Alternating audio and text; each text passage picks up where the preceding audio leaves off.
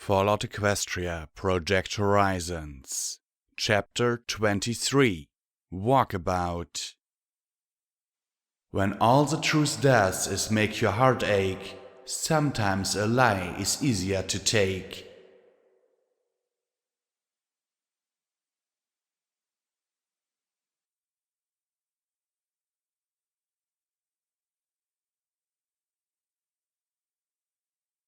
The sea rolled back and forth in front of me, slowly breathing its hushed breath on the rocks far below.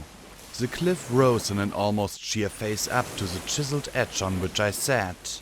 I looked out at the waves, slowly marching to their deaths against the bottom of the cliff. Once there'd been a rail along the cliff-top path, but now there was nothing but rusting lengths of pipe and dead grass. I closed my eyes, listening to the softly breathing water. I pressed the cool metal barrel beneath my chin. Was this how Meanie felt before she died? I took a deep breath and slowly let it out. It was over. This was done. I pulled the trigger.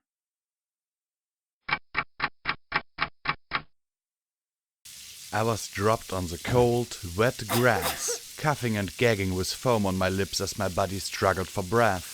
Maybe, for once, I would catch a break and the chlorine I'd inhaled would finish me off for good. My eyes burned and my hide itched terribly as rain pattered down. I felt a potion bottle pressed against my mouth and clenched my jaws, fighting, coughing and snorting until the healing draught had been emptied mostly on my face. "Help me!" Glory gasped as I writhed. Each breath felt like it was my last. If only. But my body jerked to take another sharp, shallow inhalation. My hoofs scraped against my chest as if I were trying to tear open my body and toss away my burning lungs. My eyes stared wide, the chemicals burning the glowing surfaces as I squirmed, rear legs kicking up clouds as I spasmed and tried to get away from the pony I didn't deserve. P21 sat apart, eyes closed, head bowed as he shook with silent tears. He glanced at me, pain etched in his blue gaze. Pain and anger. Good. Be angry at me, P21. Take it out on me, I mentally begged. But he came over and tried to hold me down. Rampage's own haunted look was masked by her frustration as I kicked her soundly in the face. With a sickening crunch, her nose shattered. A moment later it crunched back into place. She grabbed my rear legs and forced them still. Scotch tape merely stared in shock as she looked from me to the tunnel entrance in horror. Congratulations, welcome to your first taste of the wasteland. She pushed back her goggles, her green eyes widening as the young olive mare muttered in shock. They're dead? Every pony? She killed every pony? They were infected. Glory sobbed as she pulled out another purple potion, fighting to get it down my throat. She had no choice. Lacuna stepped next to me. Of course she didn't. Necessity is the mother of atrocity, she said as she knelt and used her magic to force my thrashing body to still. Shh. Hush now, she muttered as she touched her glowing horn to mine. There was a flash and the world swirled away.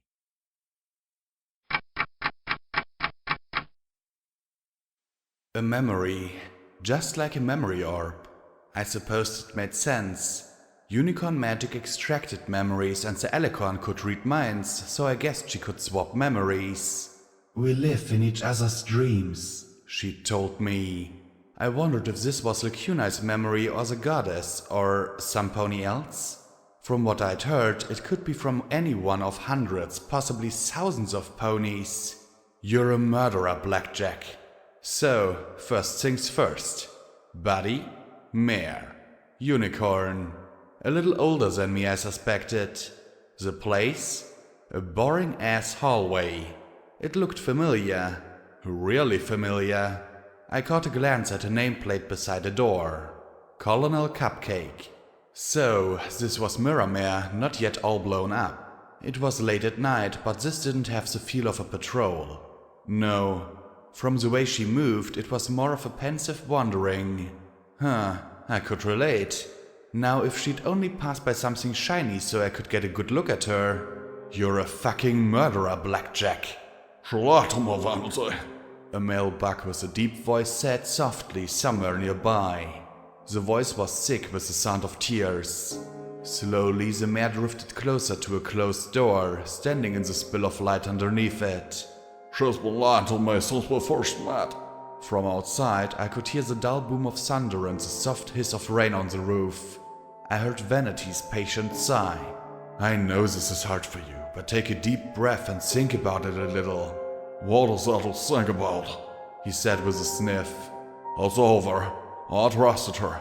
Trusted her with my life, with my heart. And she lied to me. It's as if one of my sisters lied to me. I just didn't think it could happen. How'd you find out? Vanity asked softly. I had some suspicions after running into her at Maripane. It just seems awfully convenient. Wonderful, but convenient. He gave a deep sigh. And then were the things that she knew that no pony should know. I knew something was up. Then we were marked and it all came out. After that, she confessed. He sobbed softly. She was using me. I know it's hard, but you should forgive her. Vanity said calmly, reasonably. There's no forgiveness for what you did. Shut up, Brain, I'm listening to other ponies' problems. Listen to what you just told me. You knew she confessed. Do you think she still cares about you? I don't understand. She lied to me. So, you're too good to lie? Vanity said with a chuckle. It wasn't returned. She had reasons to lie, and unlike with most ponies, hers were actually valid. Think of her job. She had to lie to you. To every pony. How else could she keep doing what she has to? I understand all that. Still, it hurts. If you expected to go through your whole life never getting hurt by some pony you love, then this is long overdue. Vanity replied firmly. Yes, she hurt you. But she didn't mean to hurt you. You have to ask yourself, is it worth losing all the good times over this one mistake? Killing my stable wasn't a mistake. It was an atrocity. I should have done better. The mare turned away and the hallway seemed to smear in my vision, and I found myself in a kneeling buck in a well-lit office decorated in purple and gold. Okay, apparently I'd switched to a different memory. There were numerous books stacked up in heaps on the tables, the desk, and the floor. A purple scale hung from the side of the desk's terminal on a braided length of purple hair. A figurine of Fluttershy and another of Rainbow Dash sat beside it. My host was connecting some kind of device to a series of wires, working with great urgency when I heard a mare calling out from outside the room. Goldenblood, I'd like a word with you in my office, please. My host suddenly gasped, pushed the panel back against the wall and levitated the screws back in place. The door opened and my host dove under the large oak desk, curling up as tight as he could. I heard the familiar wheezing rasp, the dry coughs. Yes, Twilight? What is Project Chimera? My host saw her lift a folder from the bookcase behind the desk, floating it towards the middle of the office. Fortunately, there was a mirror in the corner of the office and I could see Goldenblood facing Twilight Sparkle. Both looked tired, old, angry. The scars on Goldenblood's hide had healed somewhat, but his metallic eyes had lost none of their conviction. Twilight looked like she'd aged a lot recently. Her eyes had developed wrinkles in the corners and her mane was growing fainter and grayer in certain streaks. He didn't answer right away, locking his eyes with her before giving a dismissive wave of his hoof. A defunct and failed branch of research, Twilight. A step in the dark between the MOP and the MAS. Goldenblood rasped softly but with resolute conviction. Failed? I read the reports. The fusion mega spell worked. It worked! She waved the folder like she was going to strike him with it. Why am I only finding out about this now? Why did I have to find out from Dr. Trueblood and not from you? Why did you keep this from me? There was a hurt tone in her voice. Dr. Trueblood is an intellectual opportunist who takes far too much glee in debasing and deforming ponies, and I'll see him transferred to Yellow River for this. He can spend the rest of his career cleaning out bedpans and dealing with zebra hoof rot. Goldenblood, Twilight began when he turned away from her. It was a mistake, Twilight, he said sharply, then hunched his shoulders as he started to gasp and wheeze for breath. Still, he struggled to continue. We fused ponies with cockatrices, ponies with diamond dogs, ponies with manticores and griffins and baby dragons. Baby dragons, Twilight! He said, turning and pacing, his head still hanging low. Every fusion was a mistake. It doesn't matter the powers the test subjects gained. Every time something fundamental was lost. But that just means the research was a failure, Goldenblood. You just missed out on that missing element. If you'd brought this to me sooner, she began, but he cut her off with hacking. To my horror, I saw blood on his lips. Had his body still not healed from its injuries after all this time? Golden! She started to rush to her terminal, and my host clenched his teeth as he drew as far back under the desk as possible. I'm fine, Twilight, he gasped. Fine, just let me catch my breath, he said as she slowly approached him again, my host relaxing slightly. Twilight, we're not going to win this war by turning into monsters. I tried to explain that to Trueblood. He couldn't care less. I don't know what he's told you about Chimera, but it was a mistake. It has nothing more to offer Equestria. I have nothing to offer but death. Not true. I saved one. By one. By one. A 0.1% success rate doesn't excuse a 99.9% fatality rate. Great, my mind was using math to damn me. Nothing. Goldenblood, think about it. If we can alter the mega spell, perfect the mutagenic element, we could do more than just fuse ponies with non-ponies. We could create alicorns, she said, her eyes lighting to the possibilities. Imagine dozens or hundreds of princesses fighting on our side. No! He shouted and struck her hard across the face with a hoof. He looked just as shocked as she at what he'd just done. I'm sorry. Twilight rubbed where he'd hit her, looking confused and angry, but still concerned as he coughed and retched. His lips splattered pink with bright specks. Twilight looked at him for a long moment before her face hardened and she said gravely, "It's my duty to pursue any and all research to win this war, Golden. This should have been brought to me from the start. I'm going to launch a full review of Project Chimera. If it's a dead end, like you said, then we'll put it to rest for good."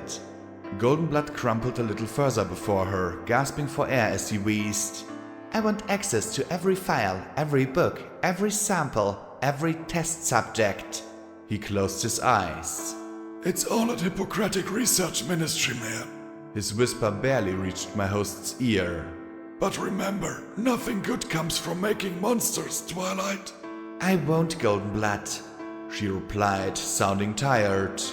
"I'm trying to find something, some spell, something that will put everything right again and help us win this war. I know you're trying to do the same. We just have to work together, right?" Goldenblood was coughing too much to answer, but from the haunted look he gave her, I suspected that he hardly agreed. "Come on, let's get you to the nurse's station. And I need some ice on this bruise."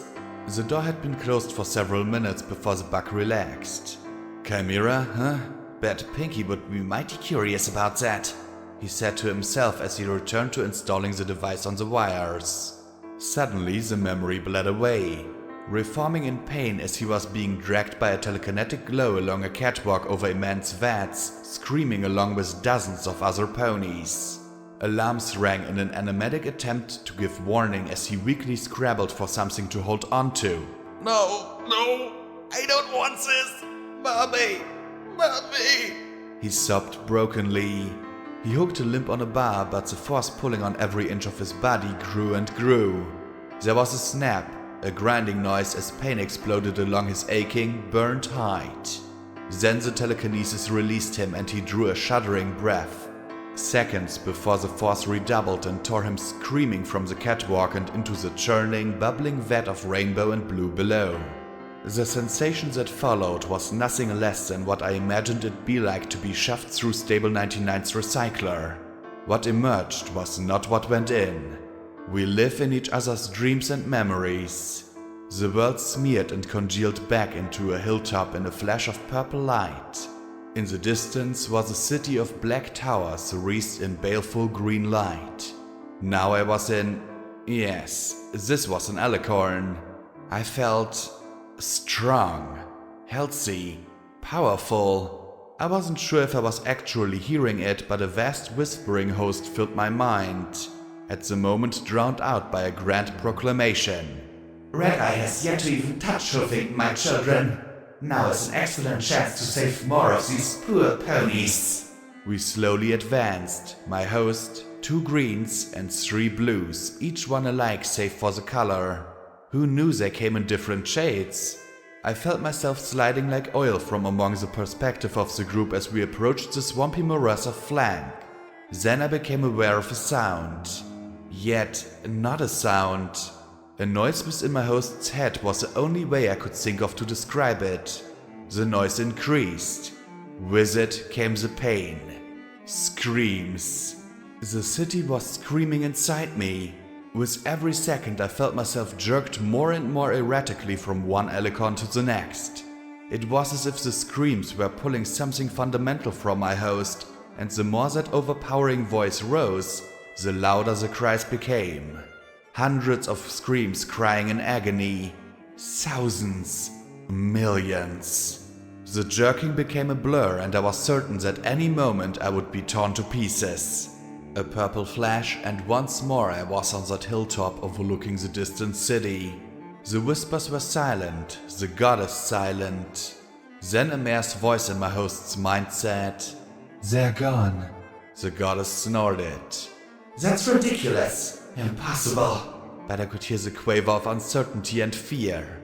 They can be gone. Not even death truly separates us. The whispers rose and fell. They've been torn. Another mare said, and then a different mare finished. From unity. Now that great chorus began to quail in fear. Silence! The goddess commanded. There was a long quiet moment, and then the goddess asked, Do you know? For several minutes there was naught inside the purple Alicon but stillness. Then a strange, oddly familiar voice said solemnly, Is this magic? It's cold, like Rarity's black book.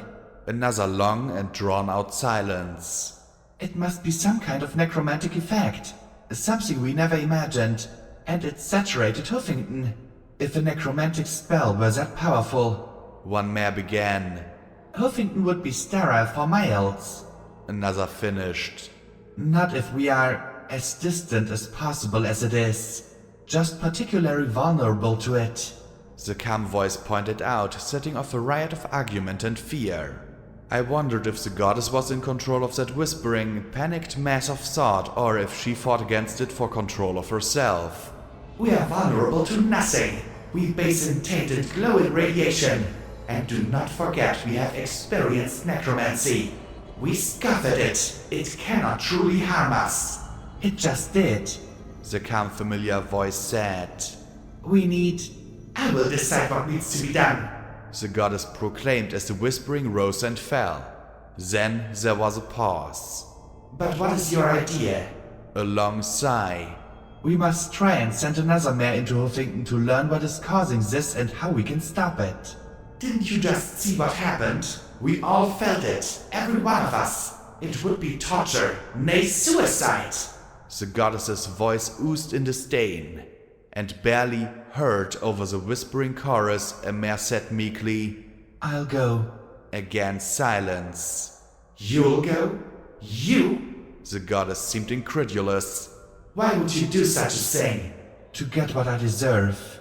She murmured softly. This is a waste of time. Better to send more of our children to try and obtain the Black Book before Red Eye becomes too much of a difficulty. The goddess declared imperiously. We agree that finding the book, the first of the paired mares said as the other finished, is more likely to be successful. The whispers rose and fell, a consensus seeming to settle around leaving Huffington alone. Finally, that lone, calm voice said softly, What's one if she's willing to endure it? We will have to block her connection partially, mute her experiences, but she may find the answers we need. I'll help her. You will do no such thing. I know what you are capable of. Do not forget that I am the goddess. The goddess roared across the collective, silencing it. Finally, though, the goddess asked, You are certain you want to do this? You will be isolated and alone. I know, we all know, how horrible that is. The meek whisper rose above the chorus. If that's what you need, I will do it for you. The murmuring rose and fell in consideration. I know, Huffington. The goddess seemed to consider that. You do, don't you? Very well. You give her what she needs. Block the rest. I don't want to feel that sensation again, do you understand? Of course. The muttering whispers seemed to go away, and that mare asked softly, Are you sure about this? It's what I deserve. And with that, everything swirled and smeared away again.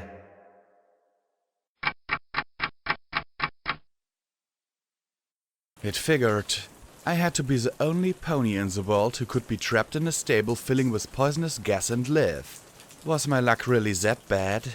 Couldn't whatever malicious and depraved being that was in charge of the universe just let me die? Apparently not. I was lying on a soggy mattress that smelled of old water and faint rot.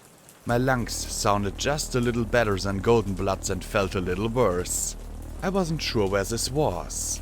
Big building from the hiss of rain and the splashes echoing in the distance. There were peeling and split ministry posters.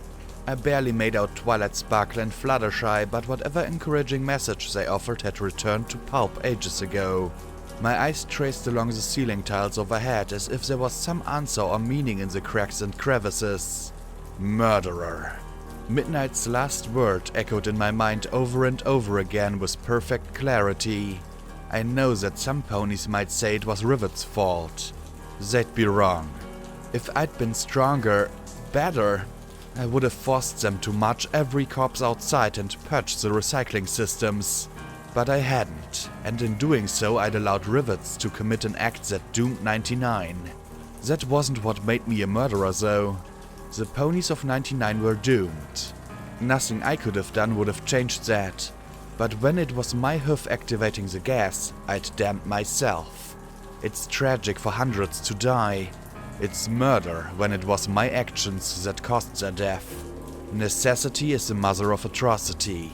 I remembered the buck being ripped into a vat of, not thinking about it, and transforming into an Alicorn mare.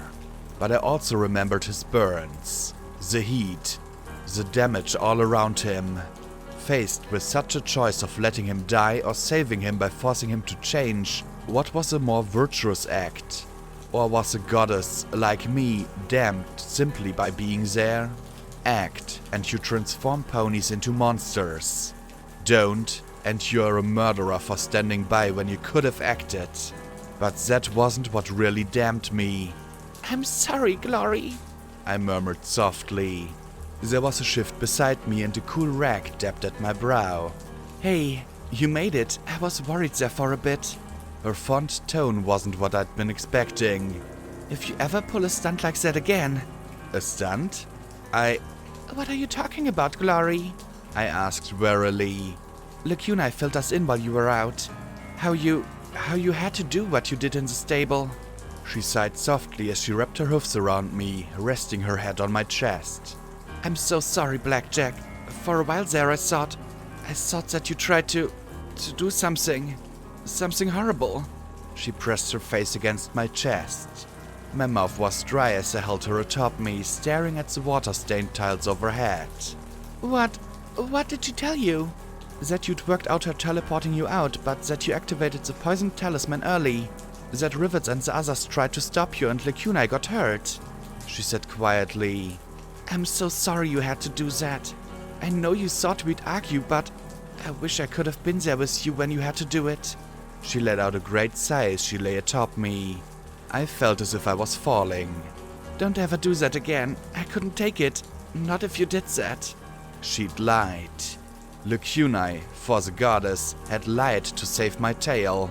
Quick tears streaked my face as I stroked the soft hair and delicate feathers of a mare I'd never deserved. Yeah, I had to do it. I had to. Murderer. Liar. Monster.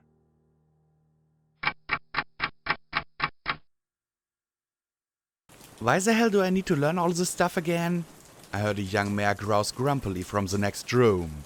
I mean, who cares if a ghoul is a zombie or not? They sound disgusting. Some of them may be, but a few are still ponies inside. We've met some Pegasi ghouls that were quite kind and sweet, Glory pointed out. Besides, Blackjack, Glory and I learned all of this the hard way. Trust me, you'll deal with far fewer bullet holes if you read up, P21 said in his calm, soft voice. But if you want to learn the hard way, we can have Rampage teach you through the back to the head system. Once I'd pulled myself together enough to get my hoofs under me, I walked like my body was made of thin glass. Every step I took, I felt like I was going to break or something. I kept hearing the word, seeing the still bodies of the foals. I could smell the chlorine reek in my nostrils. Sweet Celestia, please let me hold it together. I faked the most sincere smile possible. Yeah, worked wonders on me, I said as I walked out slowly into the room with the others.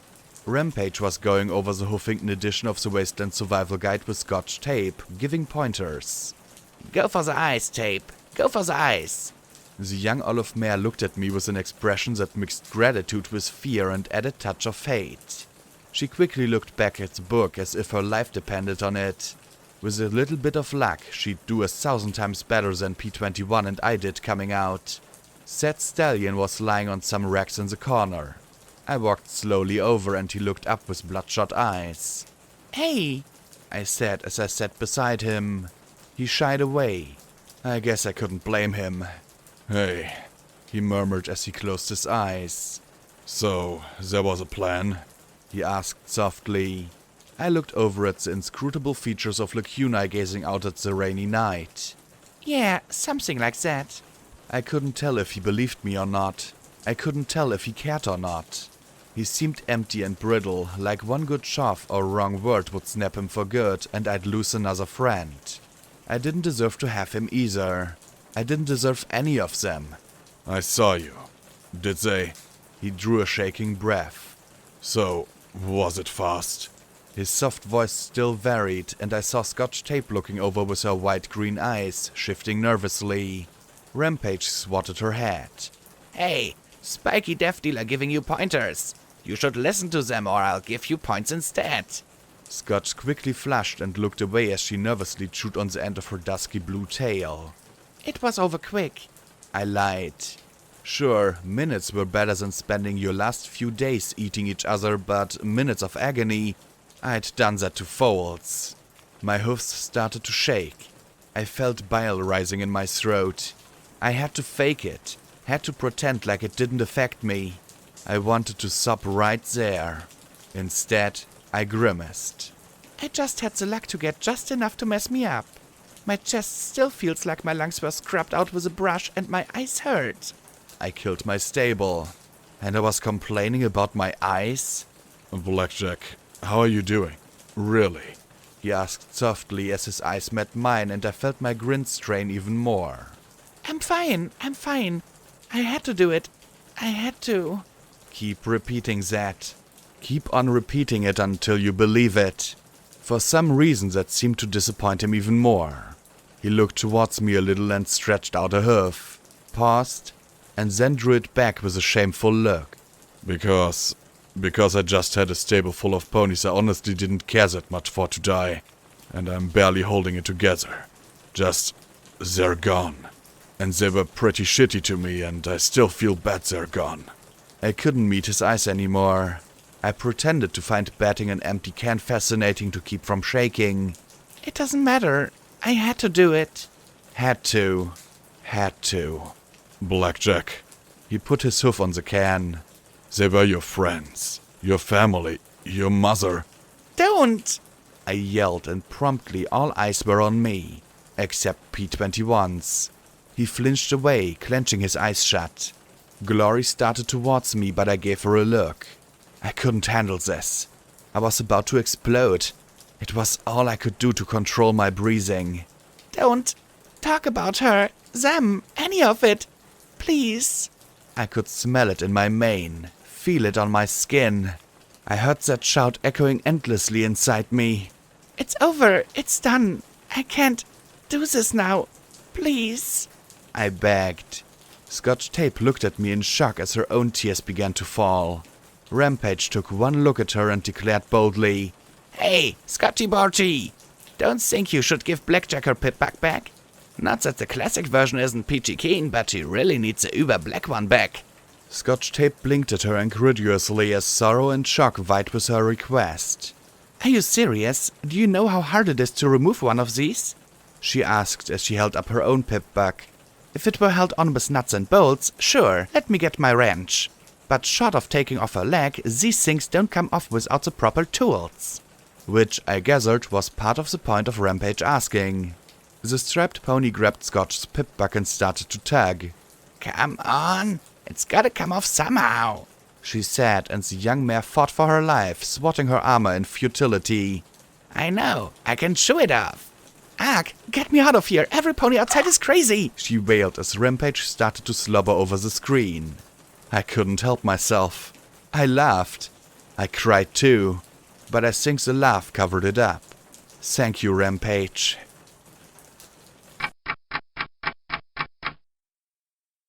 The building we were in had been some kind of publishing house. Copies of Huffington's weekly newspaper lay in soggy stacks, heaps, and more frequently, barely recognizable lumps. I really had no clue what kind of salvage might be available, but we split into pairs to look around the 3-story building. We badly needed ammo and, as much as I hated to admit it, needed salvage for caps. We wouldn't get 5, we were broke. Glory and P21 took the 2nd floor and Rampage and Scotch started off to check the 1st.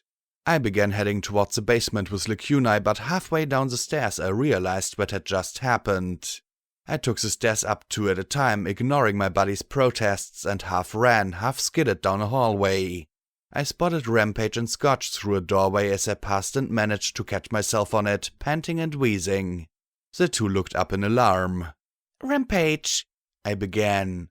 Could I talk to you alone? Scotch gave a questioning look at me, then another at Rampage. The Reaper nudged her towards the door as she headed out. I motioned Rampage into the far corner. Rampage, I asked quietly, meeting her pink eyes with my own and then looking back at Scotch, who was now talking with Lacuni. Is she going to be okay with you? One sneer, one half-lidded look, and I'd be putting a bullet in her head. Then I'd be swapping her with P21 while she popped the bullet out of her noggin. She blinked at me, then smiled slightly sadly. No, I think she's a little too old for that. Okay. Tiny bit reassuring, more than just a little bit creepy. I'll keep her safe. I promise. I won't slip again. She'd better not. I was already suicidal. I didn't know how I'd take another thorn. Would I freak out? Try and kill Rampage by putting her through the printers? Cry? Just break? Or would I feel nothing at all? That last possibility scared me more than all the others. I nodded at her, then went back into the hall, tried to smile at the odd look Scotch was giving me, and headed back towards the basement with Lacuni. Our hoofs clopped softly as we moved together, me in front and she behind. My glowing eyes pierced the darkness, but aside from rat roaches, this place was dead. Oh, a bad thought. I kept waiting, hoping for something to jump out at me. I needed something to distract me from how similar these tunnels were to Stable 99. Needed something to drown out the word echoing in my mind. And Lacuni wasn't saying anything about what she'd done. About what I'd done. I was glad she couldn't read my mind at this moment, as I was fairly screaming with questions about what she'd said. About saving me. But the Elecon remained stoic and silent, illuminating her way with a little spark of light. I got to apply my lockpicking skills at least. Despite everything, I had to admit that I was getting better at the delicate process of tricking open locks. Security mare, lockbreaker. Somewhere the goddesses must be laughing at the irony. I opened one locked metal door and was greeted by a storeroom.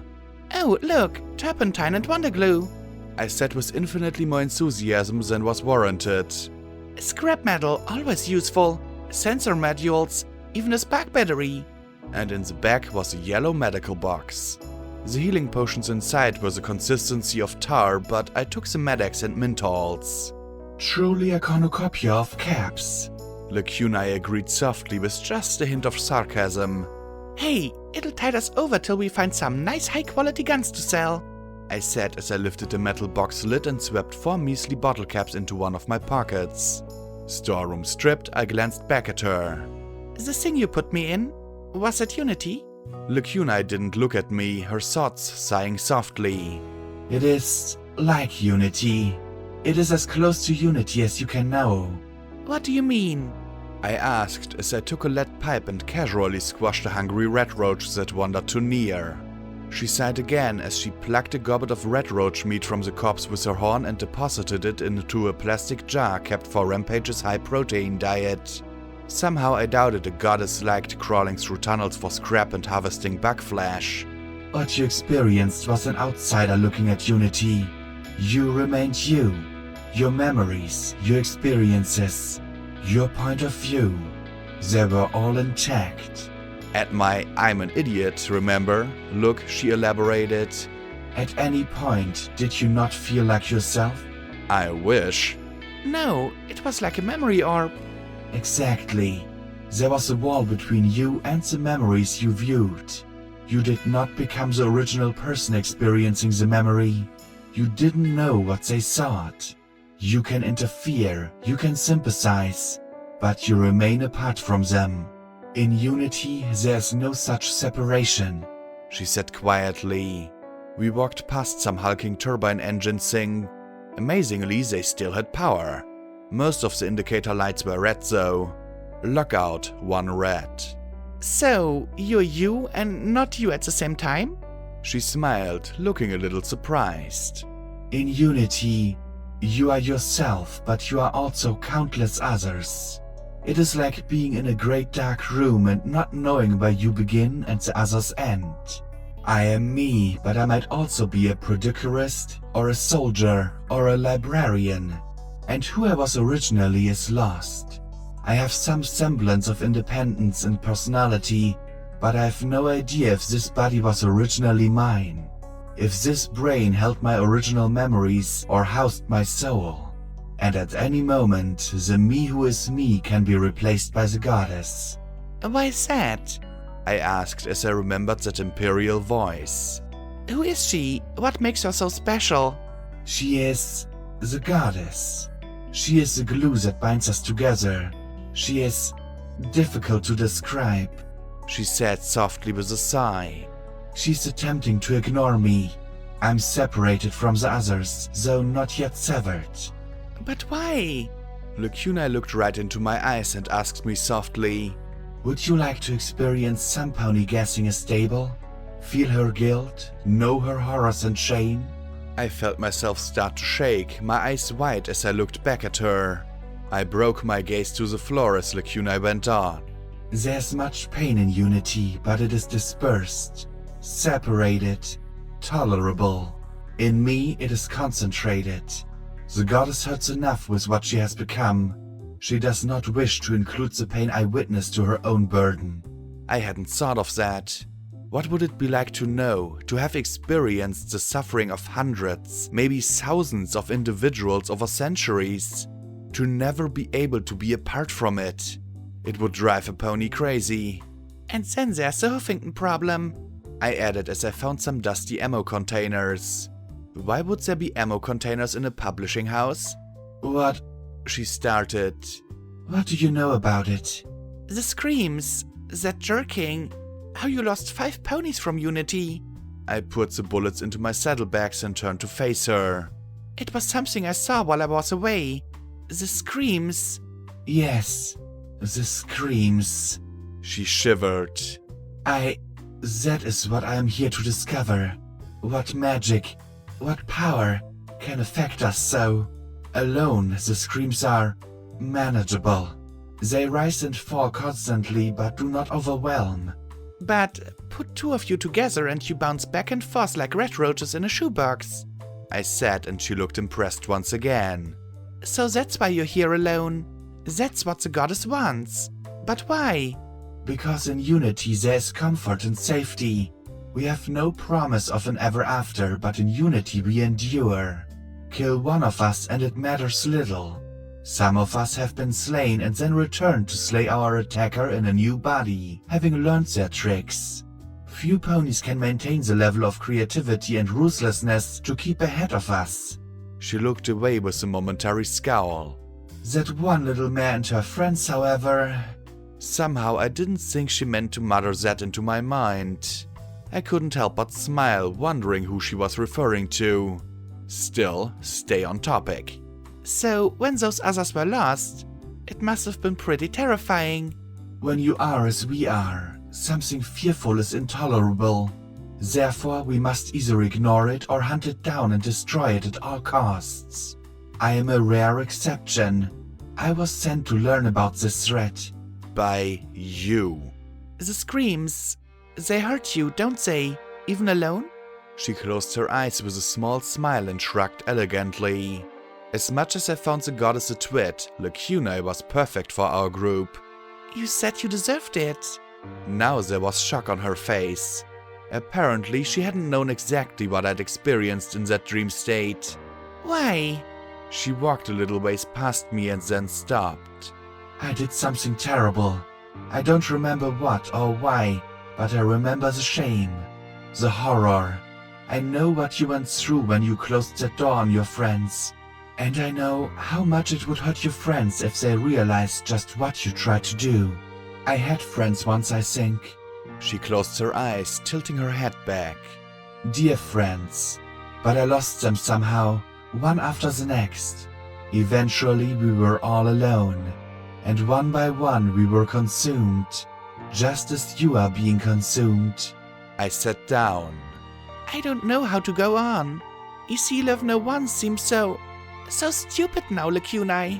I killed my stable. How do I live with that? I looked up at her, tears streaking my cheeks. How am I supposed to live with that? How do I tell Glory that, as much as I care for her, I wish I'd died along with my stable? Lie to her? Go through the motions of being interested in a life I couldn't care less about? I don't know, Blackjack. I have no choice but to live and endure. It's my punishment. It's what I deserve. But you... I can't weigh your sins against your virtue. She approached and nudged my shoulder with a motherly sort of smile. Come. There's no answers found in a smelly basement. With her minigun floating above her, she proceeded down the hallway. An hour later, we'd come across a few more storage rooms and my bags were filled to overflowing with assorted crap I'd gathered in the hopes that it could be put to some sort of use. We were on our way back towards the first floor, not having any good way to carry more stuff, even if we could find it. So, deep and profound questions of identity aside, what were you doing in chapel? I asked as I stepped over the red roach carcass. How long have you been there? Chapel is a hollow, a refuge. The screams of the city are muted somewhat. I hadn't been there long, though. A few months at the most. And no pony commented on the giant unicorn in black? I asked with a slight tease. I mean, not to be rude, but you do stand out. One advantage of being a giant unicorn is that few bother you with why you are a giant unicorn. She replied with a calm smile. Priest suspected something, I'm sure, but I think he was more interested in preventing me from trying to enter the city. The Crusaders gave me a wide enough berth. That delightful Philly Charity made the most delicious daisy sandwiches I'd ever eaten, though. Where she found the flowers I can't imagine, but they were worth every cap. I couldn't imagine Charity making me a daisy sandwich. In fact, I couldn't imagine a daisy sandwich without getting some disturbing visuals. Yeah, and she probably judged your horn and a hoof for him. I muttered sourly, then blinked. Wait, if you don't have to eat... Why would I buy food from her? She finished, looking at me in surprise. Why, because they're quite tasty. Her lips curled with elegant delight. On a whim, I peeked into an office near the stairs. Wall safe, unopened. I felt the most curious nibble at my spine, like that locked door had insulted my mother by being locked. Well, we'd see about that. Hold up a sec, I said as I nipped inside and floated out a bobby pin. Okay, how are we going to do this? The easy way or the hard way? Lacuna stood behind me. What's the hard way? she asked in an amused tone of thought. I cry and have to get P21 to open it for me. It's ugly, trust me, I assured her. It wasn't the worst lock I'd come across, so I had to press my ear to the side of the door to hear the faint tap of the pins, screwing up my face, and I went through 2 pins before the third one opened it. Inside, there were some gold bits, a 9mm automatic pistol, 2 magazines of 9mm ammo, and a folder with a note tapped to the front that read, "We can't print this, image would kill us." Okay, MAS, MWT, even MOM I could understand, but what would the Ministry of Image do? Write a bad review? The Armor of Image by Ace Buckley. We all know the picture of the ministries as the pillars of modern Equestria. Bold, strong, and working for the betterment of all ponies everywhere. We know that image because of the tireless efforts of the Ministry of Image and its Ministry Mayor Rarity. Its duties are to protect, inspire, and brighten our dull lives with fabulosity. So why is the Ministry of Image creating magical armor? Yes, that's exactly what I thought when a confidential source informed me that Rarity was conducting experimental spell and material research on creating armor. This is normally the stuff I expect to come from the Ministry of Wartime Technology, the Ministry of Arcane Science. Heck, even Awesome would be up to it. But Image? It's like a Ministry of Peace Weapons program. Image has downplayed inquiries that Rarity was simply exploring the possibility of creating low-grade armor for Equestrian citizens. If that's the case, they're certainly pursuing the research with a decidedly low horn. According to documents obtained from the MOM at Hightower Jail and Shattered Hoof Penitentiary, several undesirable elements were transferred to Image custody and unknown destinations, courtesy of every pony's favorite spooks at the OIA. But thanks to an exclusive inside source, I can now tell you that these prisoners were used to explore radical and dangerous new techniques of magic. The victims of the experiments were so traumatized that they simply wasted away. Others were driven mad, and we have confirmation that some were sent to Happy Horn Gardens. Unfortunately, Ministry Mayor Fluttershy was not willing to comment on these patients, citing confidentiality. However, she said she would discuss the matter personally with Rarity. Will the details be shared with this reporter? Don't hold your breath. So, what is the status of Image's armor research project? Will Ministry Mayor Rarity come forward to disclose just what she's up to? Will she explain to the families of these prisoners why she subjected them to such dangerous magics? Will she disclose her findings to the MAS and independent review? Or will she simply deflect them with a laugh and a wave of her hoof and find something new to distract us with? Inquiring ponies want to know. Okay, that was definitely more interesting than I had expected. Suddenly there was a loud hum and the lights overhead flickered to life. A radio tuned to a long-dead station poured out a sea of static and the office terminal flashed, crackled, and then died in a puff of acrid purple smoke. I didn't do it, I said to Lacunai. Then a portion of the wall retracted and a 4-wheeled robot rolled into the hallway. Get down! I shouted as the sentry's robot visor bar turned a brilliant crimson. Unauthorized presence detected. Initiating removal protocols. Surrender immediately and be disintegrated. The sentry bot declared, and I knew that there was a robotics programmer 2 centuries ago needing a swift buck to the head. Of course, by the word removal, Taurus's rifle was coming out and I slammed home armor-piercing rounds by B. Then the robot's missile pod flipped out of its shoulder, Lacunai's glittering shield flashing up just in time to take the blast. The shimmering wall dropped and I slipped into SATS and fired 4 rounds through its head. Of course, it didn't keep its brain there, so the effect was a little bit spoiled. Lacunai's minigun bullets simply dinged and sparked off its armored hide, and after a moment she put the weapon aside, her horn flashing as 3 glowing arrows manifested next to her and streaked into its chest. With a crackle and pop, the sentry went still. I dislike these machines, she declared calmly as she opened a side panel and pulled out the robot's 5mm ammunition belts. Oh, why don't you push yourself? Be peeved, mildly annoyed, disgruntled? I said with a chuckle, my brain running on bullet time rather than think about what you did and are doing to your friends time. The missile launcher came off in one big piece and I held it in my hoofs. Hey, try using this! She looked at the weapon coolly. Don't be ridiculous. I could never use that. I stared at her in shock. It's loud, noisy, and smelly. Right, how silly of me. There was no way I'd manage it. My magical strength wasn't nearly enough to fire it accurately, and when using missiles, I sure as heck wanted to be accurate. We made our way up the stairs and towards the sounds of continuous gunshots and explosions. Scotch Tape's pip-bug tag flashed in my vision, leading the way. We entered the room filled with printing machines. Whoever had turned on the power hadn't anticipated turning on the security, because turrets were lighting up and more sentries were activating from their hidden nooks. A missile streaked across the room, exploding in time to send a white and red mass arcing overhead, splatting wetly into a wall above us and then falling limply.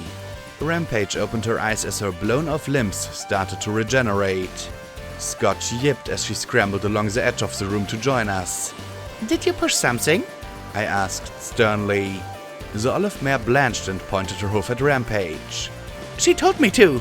It was a shiny red button. How could we not push it? Rampage groaned as she stood on her restored legs. Round 2, you metal motherfucker! She cried in glee, charging at the sentry bots that strafed our corner of the room with its minigun. Well, I guess I can excuse a shiny red button, I said as I looked at the robots rolling around. Can you shoot? Shoot? Shoot what? I rolled my eyes at her response. That answered that question. Right. I shoved her down and grabbed her pip-bug. Okay, pray I remember how Mom did this, I said as I pulled out a connection lead and plugged it into her pip-bug. Okay. Security operations, deputize, confirmation marmalade. Her eyes widened. Oh, I can see a little target in my vision. Good. That meant it worked. Yeah, you should have a target, Ice Forward Sparkle and SATS, I said as I lifted out the automatic pistol and pushed it into her mouth. The little X is where your gun is pointed. Pull the trigger with your tongue. Push this catch to eject the spent magazine. Put in a fresh one and load a round into the chamber with your hoof. Shoot at the smaller robots and, whatever you do, don't shoot me. Oh, she said around the gun, pulling the trigger with her tongue as she tried to speak. She dropped it in shock and I fell back with my armor stinging from the impact. I glared at her as she flushed. "Kay," she finished lamely. "Welcome to the group," I muttered as I stood and pulled out the shotgun, loading slugs. More robots were orienting on our position as one of the massive printers started to spark and smoke. I supposed trying to run after 2 centuries of no maintenance was a little risky. "Lacuna, go to the 2nd floor and get Glory and P-21 down here and out." There were more sentries and protector pony robots making their way towards the disturbance in the print room. Lacuna nodded once and flashed away from view. Then it was fight time. Rampage was the target, drawing most of their attention. I played flanker, running around behind the sentries to fire point blank into the gaps between the different parts of their chassis. I just prayed Scotch Tape lived through this fight. Then the room exploded. Okay, no, the missile exploded. Apparently, I was more target than I anticipated and found myself on a ballistic journey across the room. I landed in a numb heap, my combat armor smoking as the workhorse sentry oriented towards me. I couldn't help but smile as its Gatling gun started to spin. I could get away maybe. I might be able to blast it. I just felt so tired. So heavy. So slow. Then the sentry jerked and I blinked as the red bar disappeared. Scotch Tape ducked down from behind it with wrench in her jaws and a spark battery between her hoofs. She stared at me, trying to shout something around the wrench to the effect of "Wow!" Okay, when a fresh out of the stable filly almost half my age is telling me to move, then I know I need to get my ass in gear. I scrambled to my hoofs and snatched up my gun. Even though she couldn't die, Rampage could still lose and we could still bite it. I had to get my head in the game or I'd be burying my friends instead of them burying me.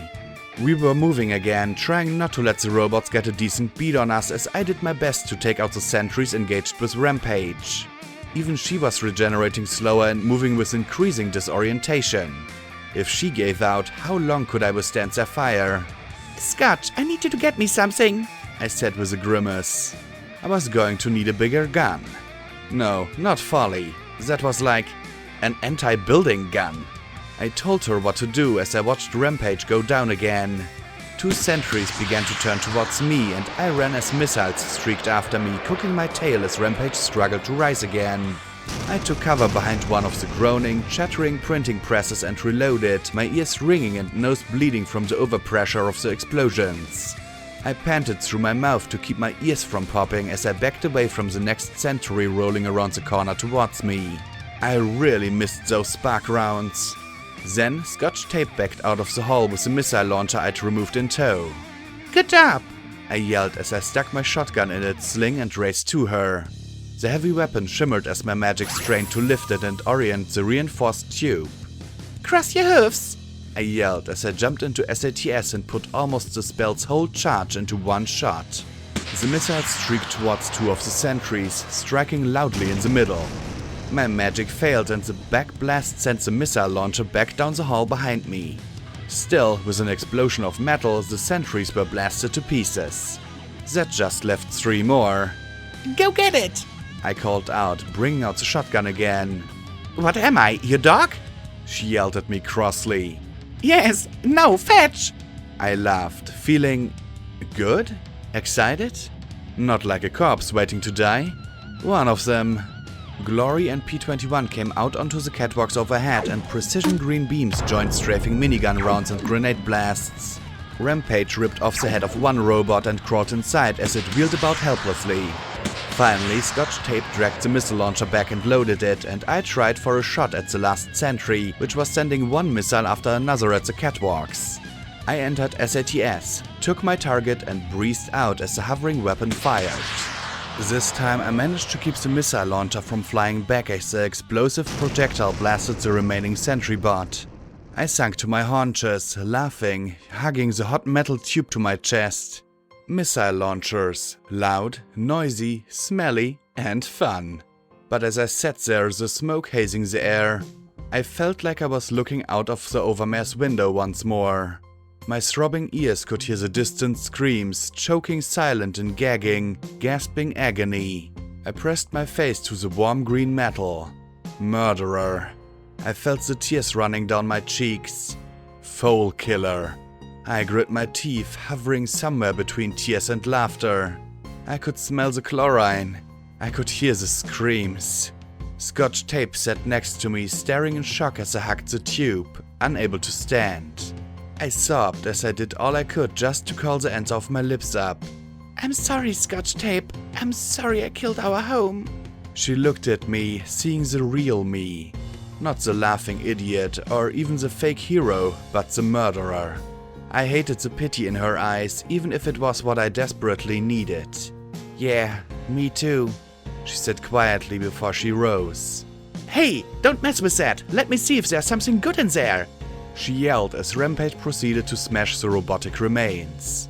We survive in the wasteland through doing. Action. If we sink, we drown.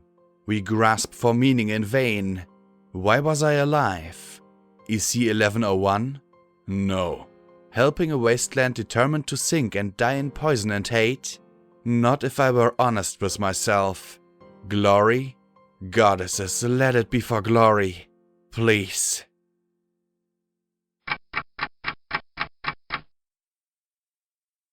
MAS EBS Broadcast Tower 14 was only an hour or 2 east of the Huffington Weekly building we'd left in our wake. To the northeast, I could barely make out the silver of grey ocean, while to the south I could see the round building of the Huffington Arena. Beyond that was a core.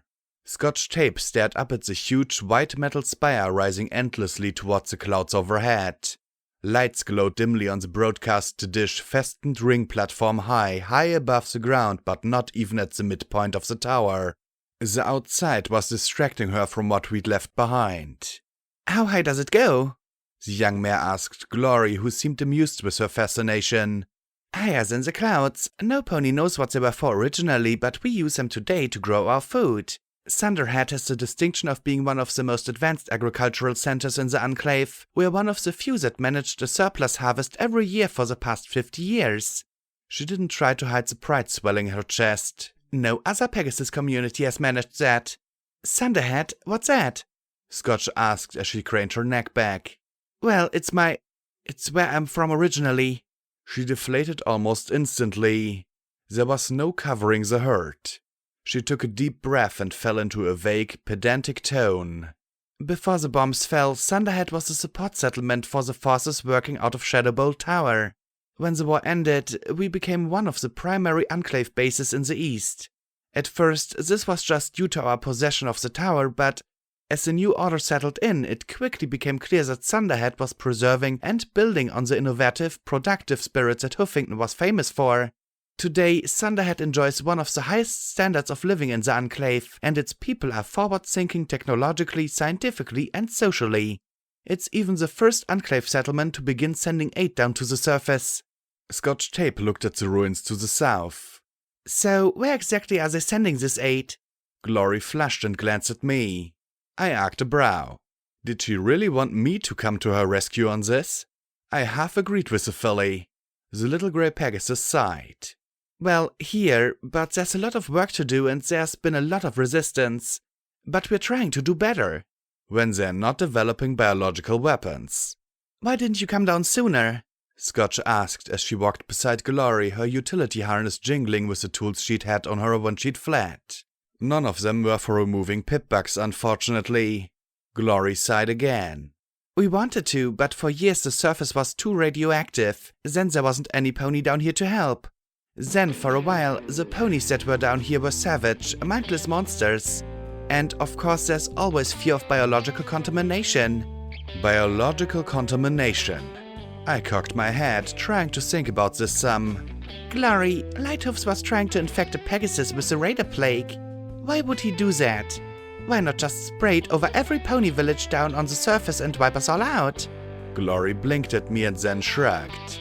We've been thinking about the cannibalism and the mindless loyalty the disease fosters, I continued. But what if all he's after is a spectacle? A contagion that would be an excuse for Pegasi to never ever come back to the surface again. Who cares how it works if it's something they've never seen before and scares the feathers off them? If there was a real contagion like the ones they talk about on the Science Network. Glory chewed on the end of her wing as she thought about it for a moment. Something verified by outside sources as a deadly threat. You're right. I don't think we'd ever come down here again. She shivered. And the lightning rods would keep any pony down here from making it to the clouds. It'd permanently sever any hope of fixing things between Pegasi and the surface. Especially if Thunderhead is responsible for finding a cure. P21 added. Seems like a perfect way to keep the status quo. I didn't answer. Thinking of Lighthoofs made me feel nothing. I wanted to stop him, but it was an abstract and distant desire. It was the same as how EC1101 had gone from a burning curiosity to a dull interest. Everything inside me had been snuffed out by chlorine gas and strangled screams. I tripped over a rock and nearly sprawled on my face. Damn, I couldn't even walk anymore. You should turn on your radio, Rampage said as her tail swished behind Scotch Tape and swatted her rump, making the young mare jump. Thankfully, it hadn't hit hard enough to rip her barding. Now that you're on the outside, you need to hear DJ Pound 3. He's a big fan of Blackjack. He's a fan of security, I muttered, not wanting to listen in on what he might say. No surprise, since he's the one who made her. Goddesses know why. Security? Scotch Tape asked, then flicked the radio on. I was thankful to hear Sweetie Belle's melodious voice rising from her speaker. The olive mare looked shocked. I remembered how I'd felt the first time I'd heard music that wasn't stable-sanctioned and glorifying the overmare. I gestured to the word on my armor. DJ Pound 3 found out that I was helping ponies out here and started calling me the security mare. She looked at me skeptically and I shrugged. Don't look at me, it's not like I asked him to. That hasn't stopped her from taking advantage of it when she can, P21 said with a little smirk. But I didn't mirror it. Once I'd been both annoyed and secretly proud of being security. It somehow made me stand out above the rest of the wasteland, corny as it was. But it'd been a lie. I wasn't better than the scum out there. I was worse. Maybe this red eye might have killed as many ponies as I. Any pony nasty enough to take over paradise sounded like a piece of work. Stop it, Blackjack, P21 muddled beside me. I looked at him in surprise. You're thinking about it, aren't you? Kicking yourself isn't going to solve anything. No, I'm fine. I had to do it. I know that. I gave him a broad smile. It's okay to be sad, Blackjack. I wasn't sad though. I felt hollow, empty, brittle. I was going to the tower from inertia. I didn't want to go. It was just the only destination any of us had. It was pretending like everything was okay. I'm good, P21. I'm just fine. Maybe I didn't want anything, but I knew what I didn't want. I didn't want my friends hurt. I didn't want them to worry. I didn't want EC1101 in Sanguine's hooves. I didn't want to keep walking like this. I just had to keep up the lie. Go through the motions. Hope. Eventually the music came to an end and the robust buck came on. Well, hello there, children. It's your MC of the Wasteland, DJ Pawn 3. Time for some news. I relaxed a little as he went on about the troubles around Manhattan and with Red-Eye and other difficulties. My ears strained for some word about the stable dweller. I needed to believe there was some pony out there who could fix things in the wasteland without murdering innocent ponies. Unfortunately, it looked like he didn't have anything to say about her at the moment. After a mention of things happening around Stalliongrad, he then said the words that I'd been dreading. It's time for some news for our friends out east. Some of you might notice that things are a little quieter than usual out there around the core. Yeah, I can hear you from here, kiddies. But DJ, weren't you telling us to hammer up the windows, barricade the doors, and turn off all the lights cause a bajillion raiders were coming to eat us? Yup, I did. I admit it, but... He gave a low chuckle of anticipation. Turns out that some pony out there must have been listening up because she went right where they were sickest and all of a sudden it's quiet. Dozens of raiders simply gone. No shots. No bodies. Just quiet. Now that's some pretty good work. Now we can just hope the Reapers and Rangers get the clue and knock off their latest pissing match over the Zenith Bridge before security heads in that direction. In other news around the core, what do folks make of these volunteer corps? Now we all know that, somewhere up above, the Pegasi are making clouds right and left so thick that we can't even see through it. But now, out of the blue, a whole slew of them are around the hoof offering to help. Well, that's awfully nice, but when you ask him to take care of some raiders or maybe something really crazy like let the sun through, they're just hemming and hawing. Look, I'm glad you're back, but if you're going to help, then make like security and help. Don't just show up with a skywagon full of excuses where you can't do what we really need. So let's hear it for security for fighting the good fight and taking it right to the heart of the matter. Here is the mayor that'll do whatever it takes to make the wasteland a better place. This is DJ Pawn 3 bringing you the truth, no matter how much it hurts. Speaking of hurt, it really stinks when you walk right into a tree. I fell hard on my rump, clutching my horn in my hoofs as I hissed, "Ow!" over and over again. I tried not to think about what I'd just heard. I looked back at the others who'd watched me just smack my dumb face into a dumb tree. Oopsie! Looks like listening and walking at the same time is too much for me. Think we can turn off DJ Pawn 3? I asked, grinning as wide as I could, keeping my eyes closed so I wouldn't have to see their faces. Doing what had to be done. That sounded so simple. It should be easy. Blame Rivets and Stable 99 obstinacy. Calmly and coolly accept that their death was inevitable and that I'd prevented more harm than if I had simply sealed them up.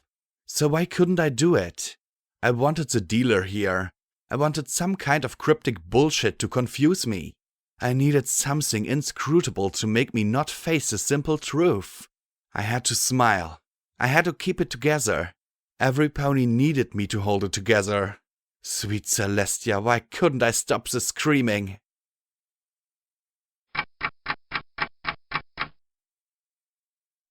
I have a special talent with ambushes. I walk into them with surprising regularity. This one, I was simply staying on point, keeping my back to all my friends when the bullet slammed into my left shoulder. Oh, hello, red bars. I grinned and laughed as my friends took cover, feeling the dull thump against my balding as the 3 or so raiders fired at us from the cover of a covered wagon. Out came the rifle and I peered down the scope, not even registering who or what I was shooting at. Red, it's dead. SATS, 3 shots to the head. Engage.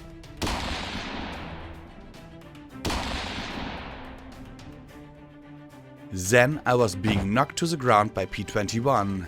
I just looked up at him as he shouted down, "Blackjack, what do you think you're doing?" Daddy! I heard a filly wail as Glory took wing and flew to where the poor scavenger ponies curled up, their varmint hunting rifles discarded. Hastily, Glory worked to treat the massive damage I'd done to my target's head. I just looked up at him, his eyes staring wide with fear and confusion as I murmured softly, Red, it's dead. Red, it's dead.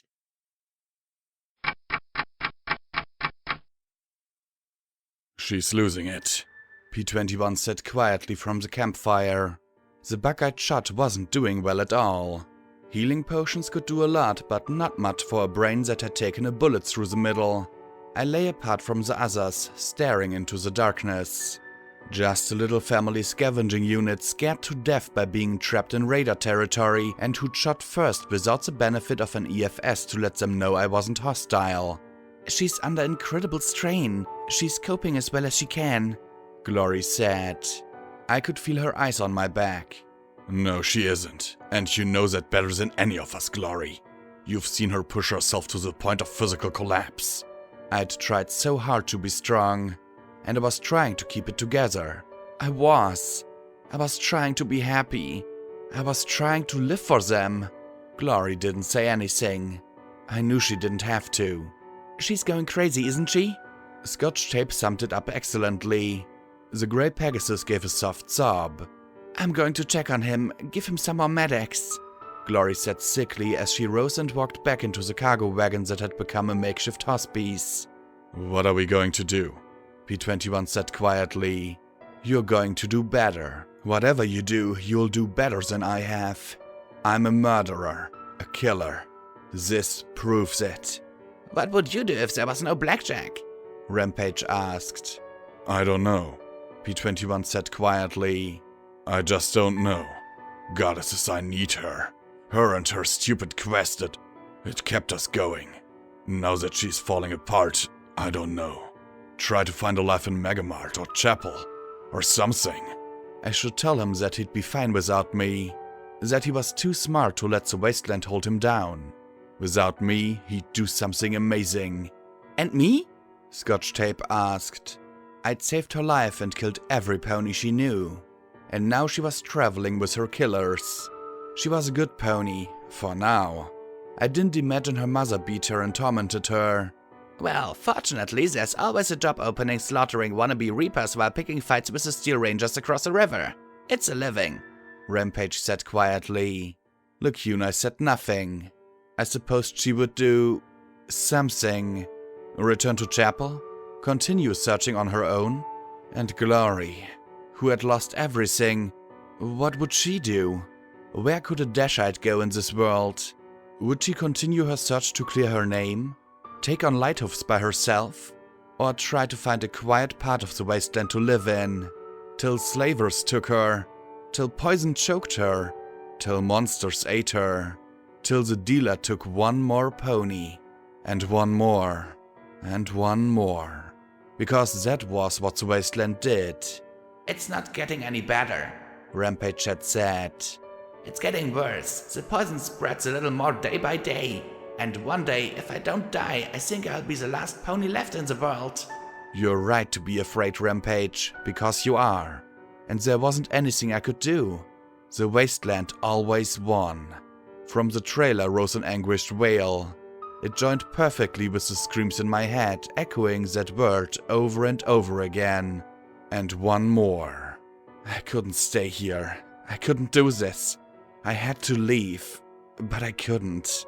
So I did the next best thing. I floated an orb from my pocket and touched my horn to it.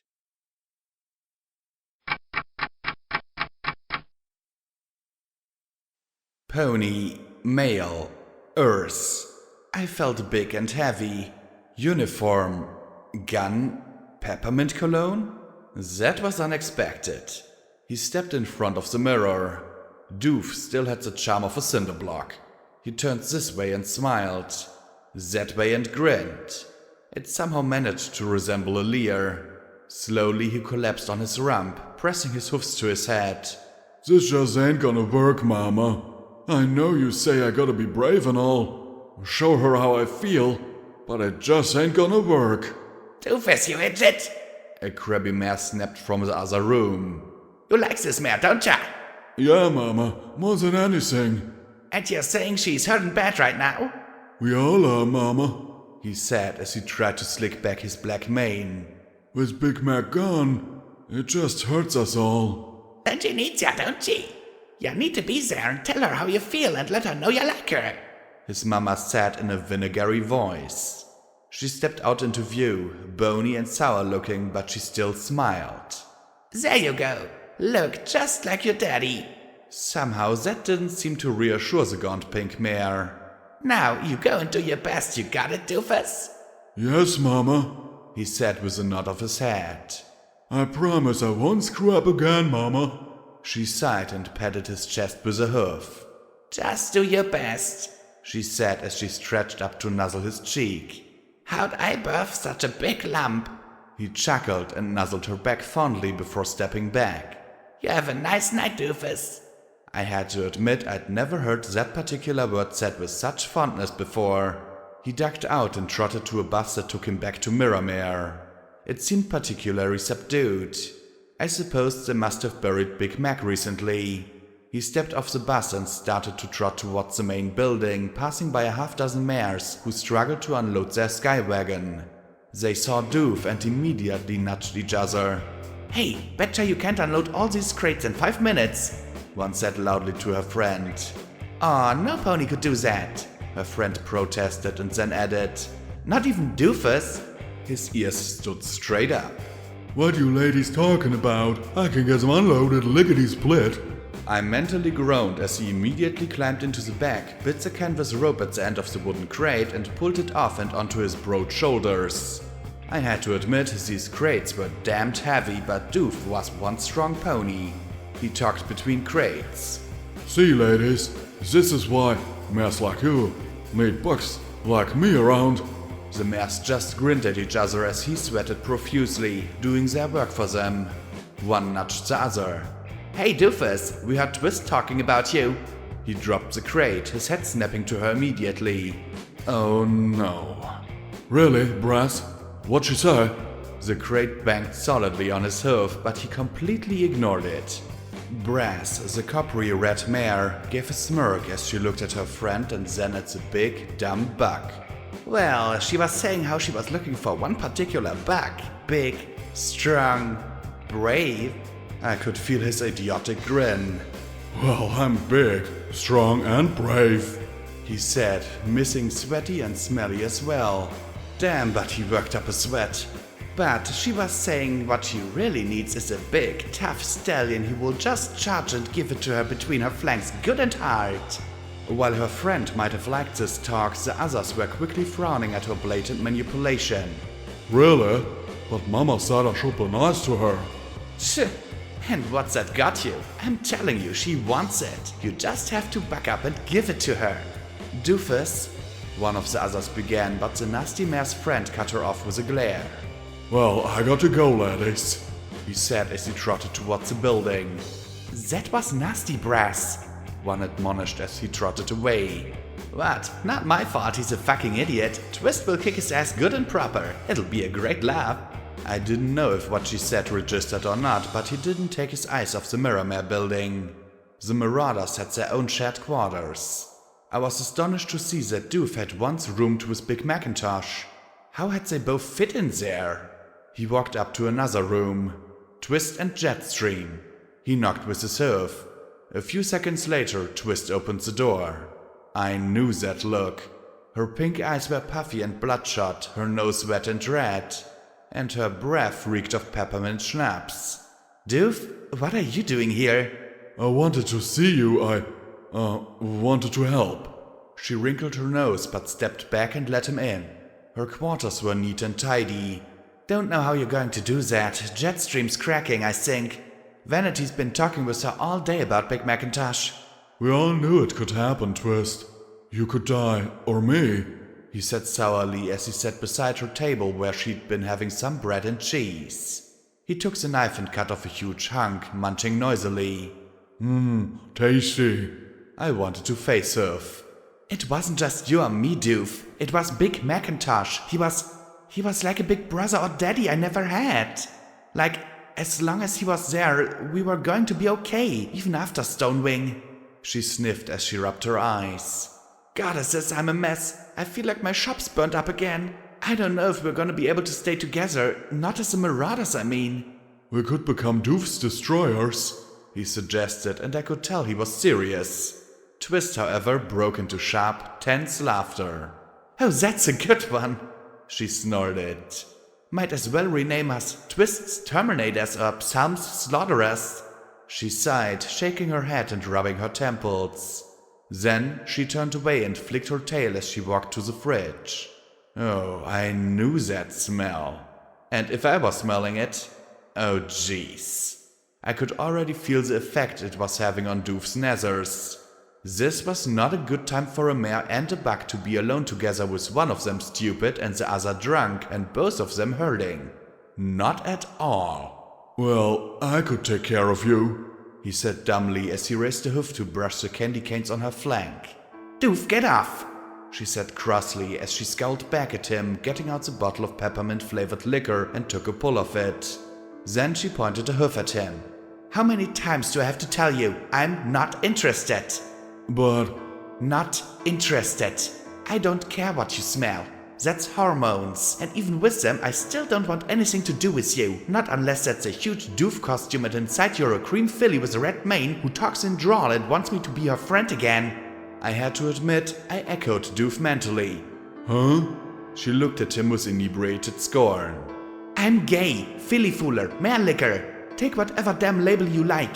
And the only mare I've ever been interested in stopped being interested in me when I got my cutie mark and she didn't. You ain't her, so just get out. She turned her back on the poor, confused, dumb buck whose brain told him one thing while his cock told him something else. And maybe it would have ended there. He'd take a cold shower, she'd sober up and cool off. And that would be that. Then he grinned slowly. Oh, I get it. No, Doof. Don't do this. She was a lying cunt. She was messing with you. Stop. But he didn't. Perhaps Twist might have kicked his ass. She certainly seemed capable, like she'd usually be capable. But she was drunk and tired. It wasn't good. It wasn't fun. It didn't feel nice. And eventually she simply stopped crying and fighting and everything but enduring. And when it finished, and she just lay there, Doof stood over her, seeming to be waiting for something. For her to tell him that it was what she'd wanted. That he'd hit her spot. Something. What the fuck did you do? A male said from the doorway. Apple Snack was not a happy pony at the best of times. And now the green stallion looked like one immense raw bundle of nerves.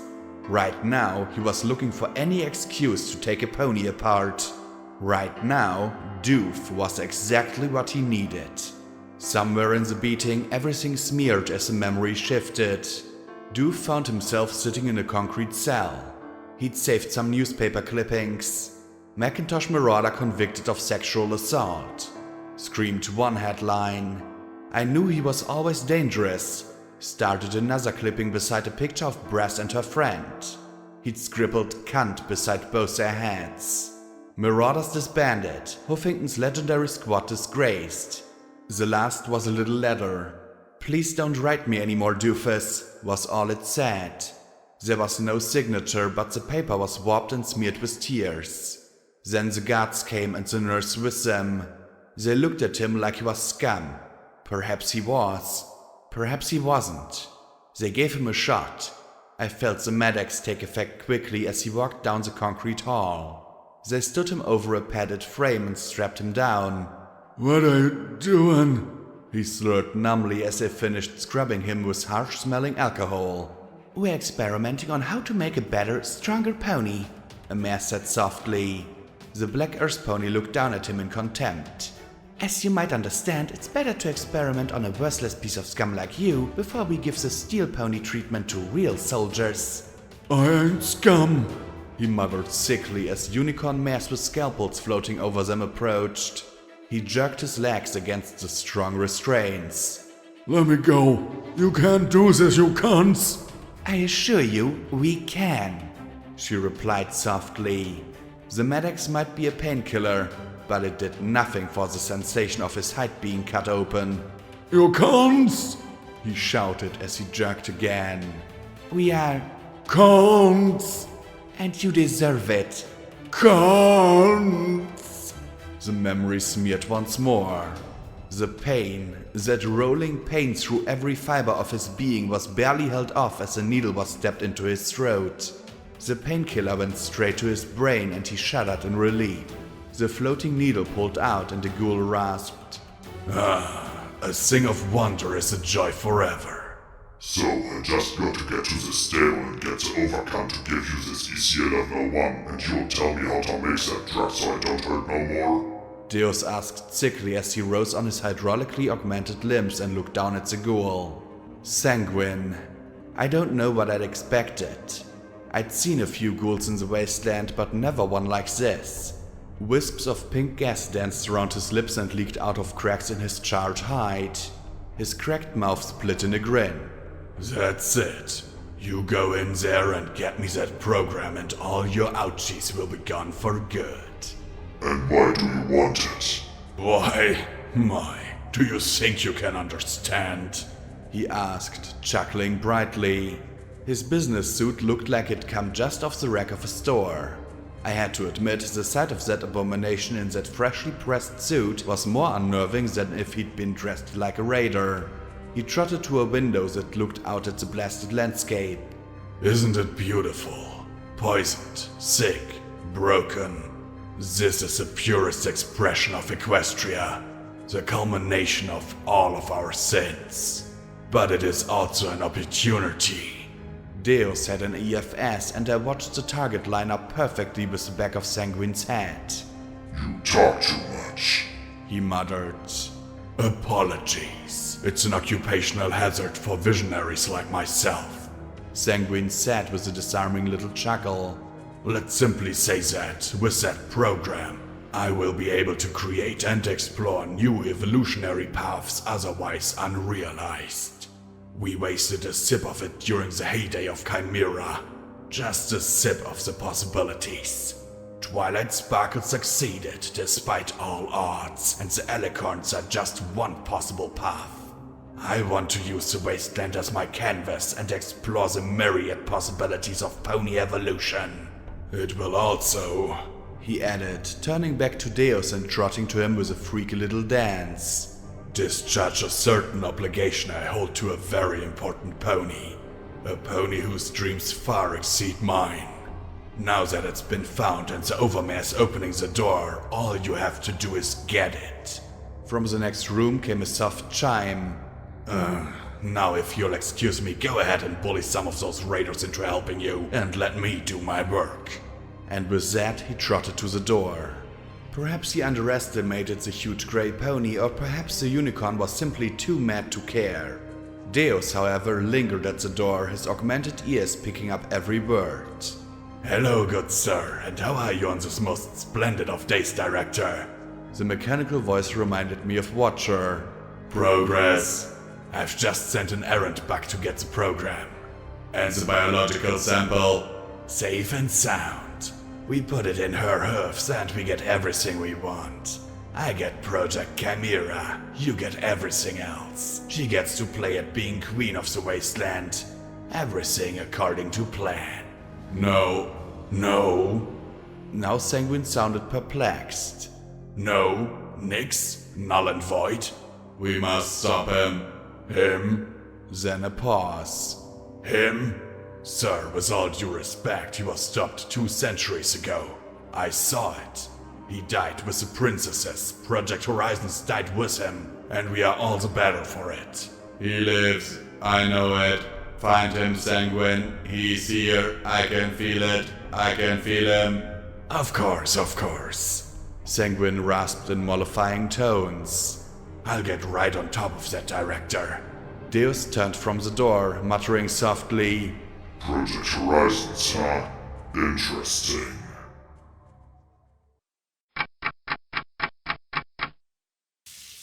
I awoke in the rain. No pony talked. No pony smiled. They sat apart from me, together. Occasionally one would glance in my direction, but I couldn't imagine what they expected. Was I to say something? Do something? Be something? I knew what they wanted. They wanted me to lead. To stand up, grin, point them in a direction and move out. Because we were friends. Because they trusted me even after all I'd done. All I'd done to them. I didn't deserve them. I didn't deserve to draw another breath. I slowly rose to my hoofs. "Blackjack?" Glory said in worry as she rushed to my side. Slowly I started walking. "Let's go," I rasped softly as I walked towards the tower. "Blackjack, But then she met my gaze and realized it didn't matter if it had been an accident or not. "He's okay. He's going to pull through." I felt nothing at all. No relief. No joy. Nothing. I smiled. "That's good. Really. I'm glad." "Blackjack?" she asked as she touched my cheek. I pulled away. Looked away. I may as well have slapped her. "Listen, he's hurt really badly," I said. "You should take him to Megamart. Make sure he pulls through. Take scotch tape too. It'll be safer there." I looked at Lacunae. "You can go with her and teleport both of them back when he's safe and sound." That would take at least several hours. Maybe more. "Then you meet up with the rest of us." "Blackjack, are you sure?" Glory asked. "You're really scaring me, Blackjack. Please." "I'm sure," I replied quietly, sincerely. "Get him and his family to safety." Keep me from adding one more to my count. Goddesses, how much blood was on my hoofs. She rushed to me and hugged me as tightly as she could, shaking. I tried to return the gesture, to get some feeling, some compassion in the embrace. "I love you. I'll see you soon." My words caught in my throat. I swallowed hard and murmured, "I know. I love you too." And I did. I did. Glory turned away, going to the wounded scavenger's family. She gave me one last look, worry etched in her face. I smiled as hard as I could. She returned it with a slight lifting of the corners of her mouth. Then, as I left, I murmured softly, "Goodbye."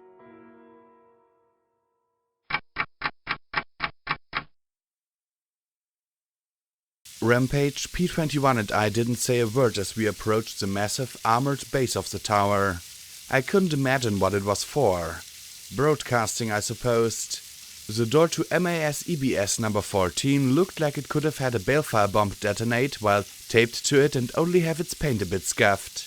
The door was locked and sealed, of course, but after taking care of the lock on a panel beside the door with a pair of bobby pins and spending several minutes glaring at the terminal enscotched within, P21 found the password.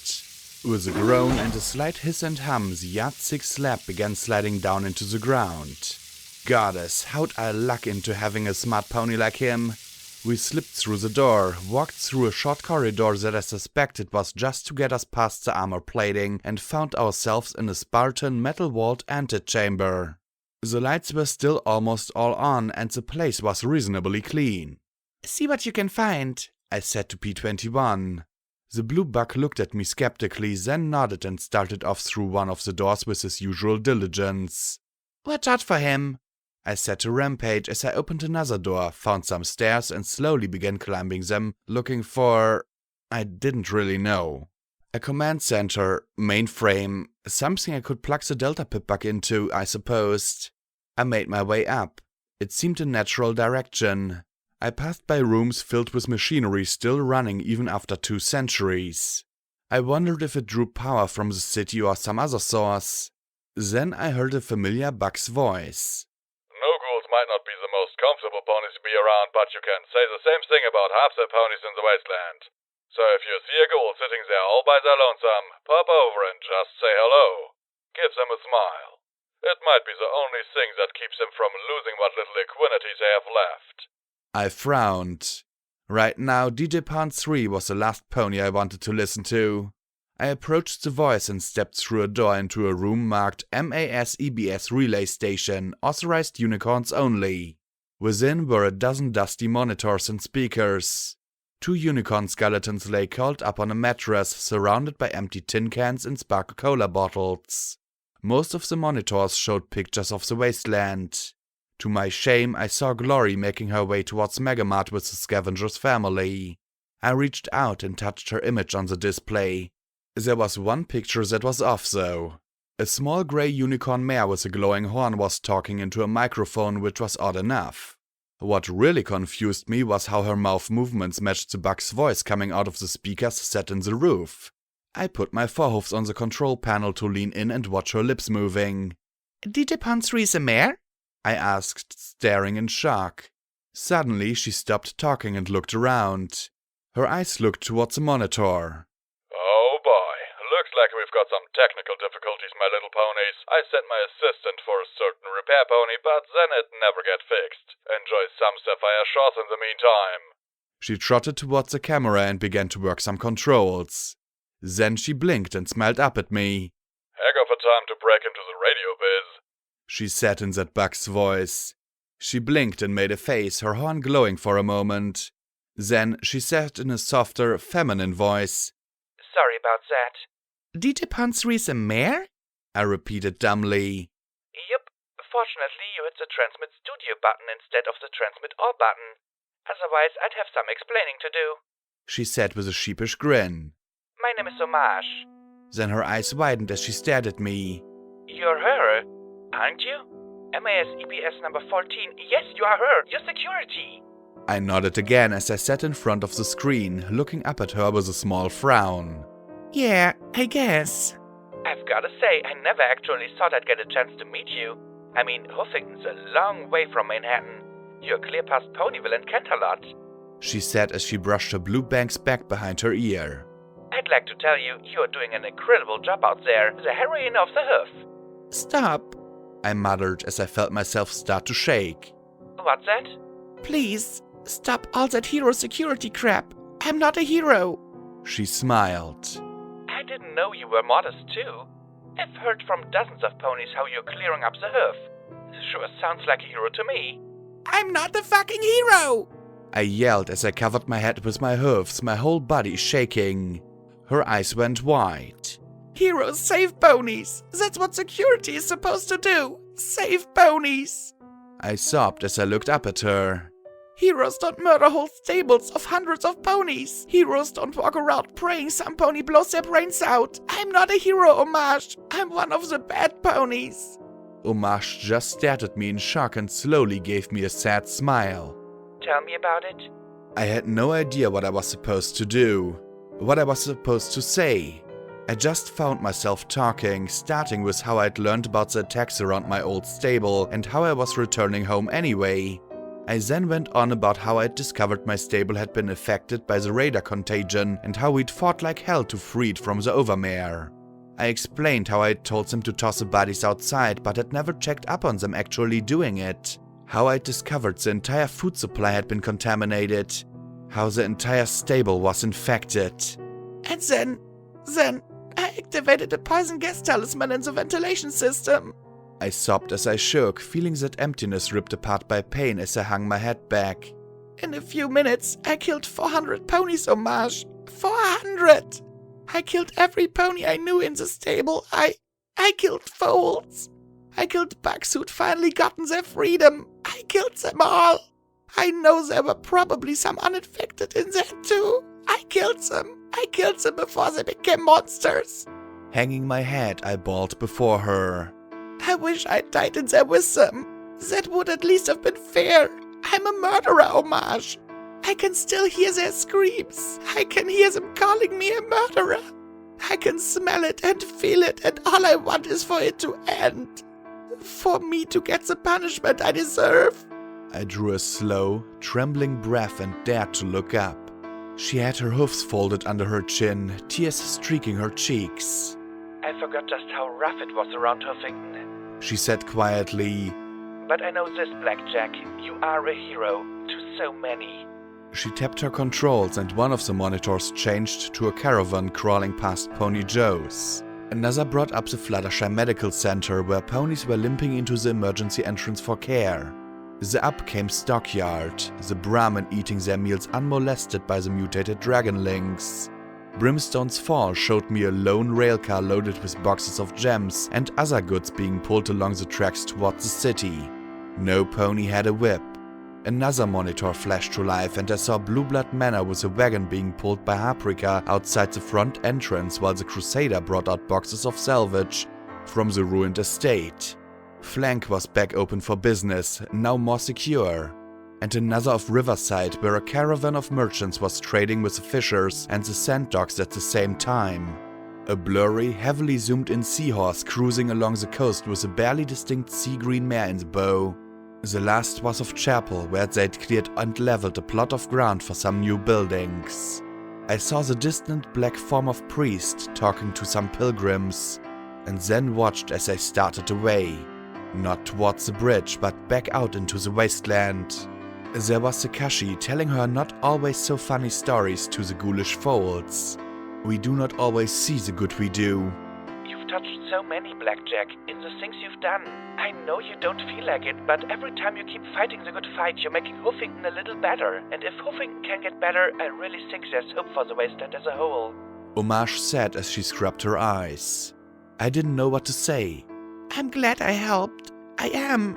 But how am I supposed to go on? Am I supposed to get over it?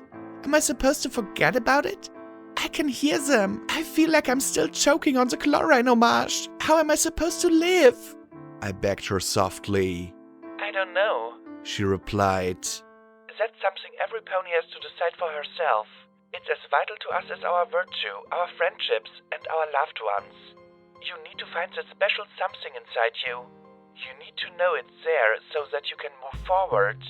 Homage said softly. If you find it, come and talk to me. I'll keep the hero talk tone down till you change your mind. But if you don't mind, I'd like to tell folks about Stable 99. I think it's important that they know just what their safety and security cost you. Please, there's nothing good to remember about 99. I lied. I had plenty of good memories. Waking up and working with Mom. Card games with rivets. Hitting on midnight. Even if there was plenty of shit mixed in, there were gems too. But if you want, please don't call me a hero. It wasn't heroic, it was murder. Homage just gazed at me like she'd heard this before. I'll tell the truth folks need to hear, nothing more. She said solemnly. Thanks. I started to turn away, then paused. You like music, don't you? Her eyes brightened at once. I supposed it was a stupid question. I pulled out the Delta Pip-Buck. I've got some music here. I don't know if it's your thing. It's no Sweetie Belle. Just something I've picked up here and there. Some music by a pony named Octavia. What? Homage burst in glee. I started from her sudden enthusiasm. You have something by Octavia? I thought the MOM and MOI banned her for the charity concert. All her recordings were destroyed. Well, I found some, with her. And Homage's smile turned more sympathetic. She ended up in Flank, but she still had a ton of records with her. I have them in Chapel and downloaded others from her terminal. Thank you, Blackjack. I know you don't like being told this, but you're my hero for sending this to me. She said, and I went red once again. Well, yeah. And some music from some weird ponies in Flank in a club called Mixers, and, some that I played. I added lamely as the Pip-Buck broadcaster made a connection with the computers. It's horrible though, just horrible. You play? She grinned at me. Horrible! What instrument? A contrabass, or so I was told. I muttered as I tapped my forehoofs together awkwardly. Just like Octavia? Could she grin any wider? Did I mention I was horrible at it? I said as I flushed, and funny, I felt better. Oddly, more alive. Hurt and hollow, but better. Anyway, I'll just send it all to you. I know you like music, maybe some of your listeners will too. She shook her head. You're incredible. Someday, when all this is over, the three of us need to get together and share stories. I think it'll be the finest interview in the history of DJ Pawn 3. Me, her, and Glory? It didn't really matter at the moment. We'll see, I said as I watched the Pip-Buck upload the music files. I could only hope that Homage would know how to retrieve them. Thanks, Blackjack. she said with clear sincerity. Look, I need to get back on the air. Folks get anxious if I'm away too long and there's stuff happening in the West. I hope you find what you need to find, Blackjack. And I hope you think about what I told you. You might not feel like it now, but you are a hero. She gave one last smile of comfort, then left to return to her microphone. What kind of hero wants to kill herself? I muttered softly to myself as I sat back. One that really fits Huffington, the dealer muttered softly. I looked at him shuffling his cards. I thought you were gone for good. You've missed some real opportunities to fuck with my head, I said sharply as I rose to my hoofs. He looked at me with a thin smile. Well, there's not much point to kicking a mare who's beating herself down already. Where's the fun in that? He asked softly, then looked at his cards. Don't kill yourself. You know it's wrong. Of course I do, I said softly as I looked down at the Delta's cool blue screen. The good feelings were going fast. I was already starting to smell chlorine. I know I'm loved. I know I help people. I just feel like it doesn't matter. The ponies I saved today are just going to die tomorrow. Everyone dies. You've seen what happens when they don't. Don't tell me that's preferable.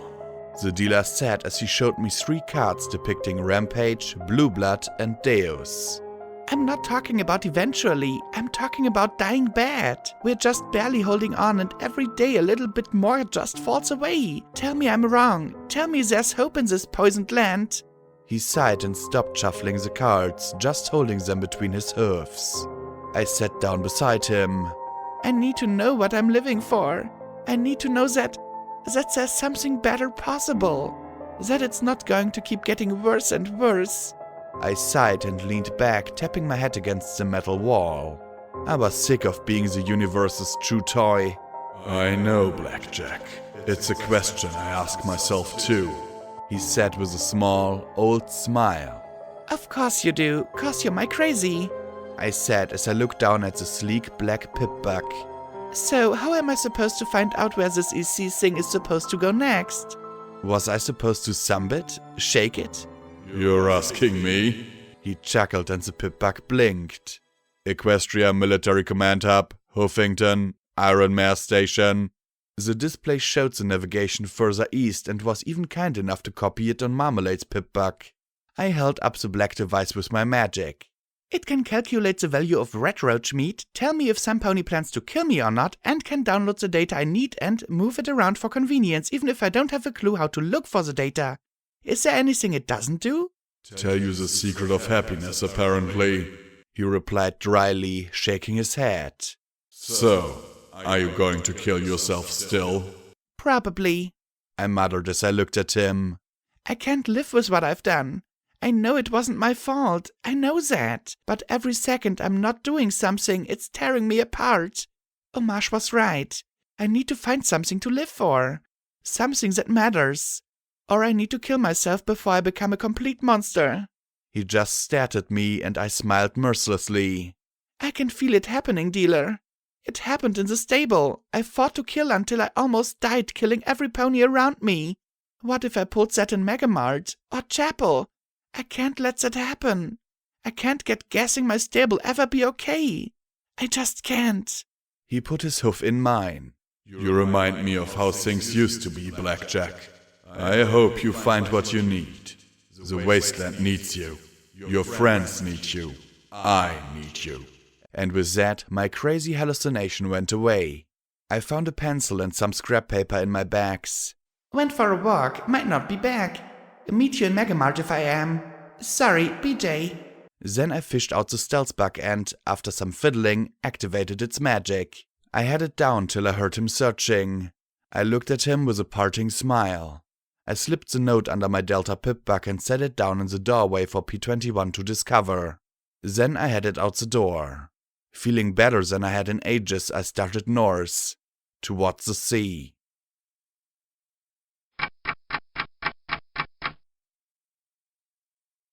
I wasn't really paying attention to how long I wandered. An hour? 2? 3?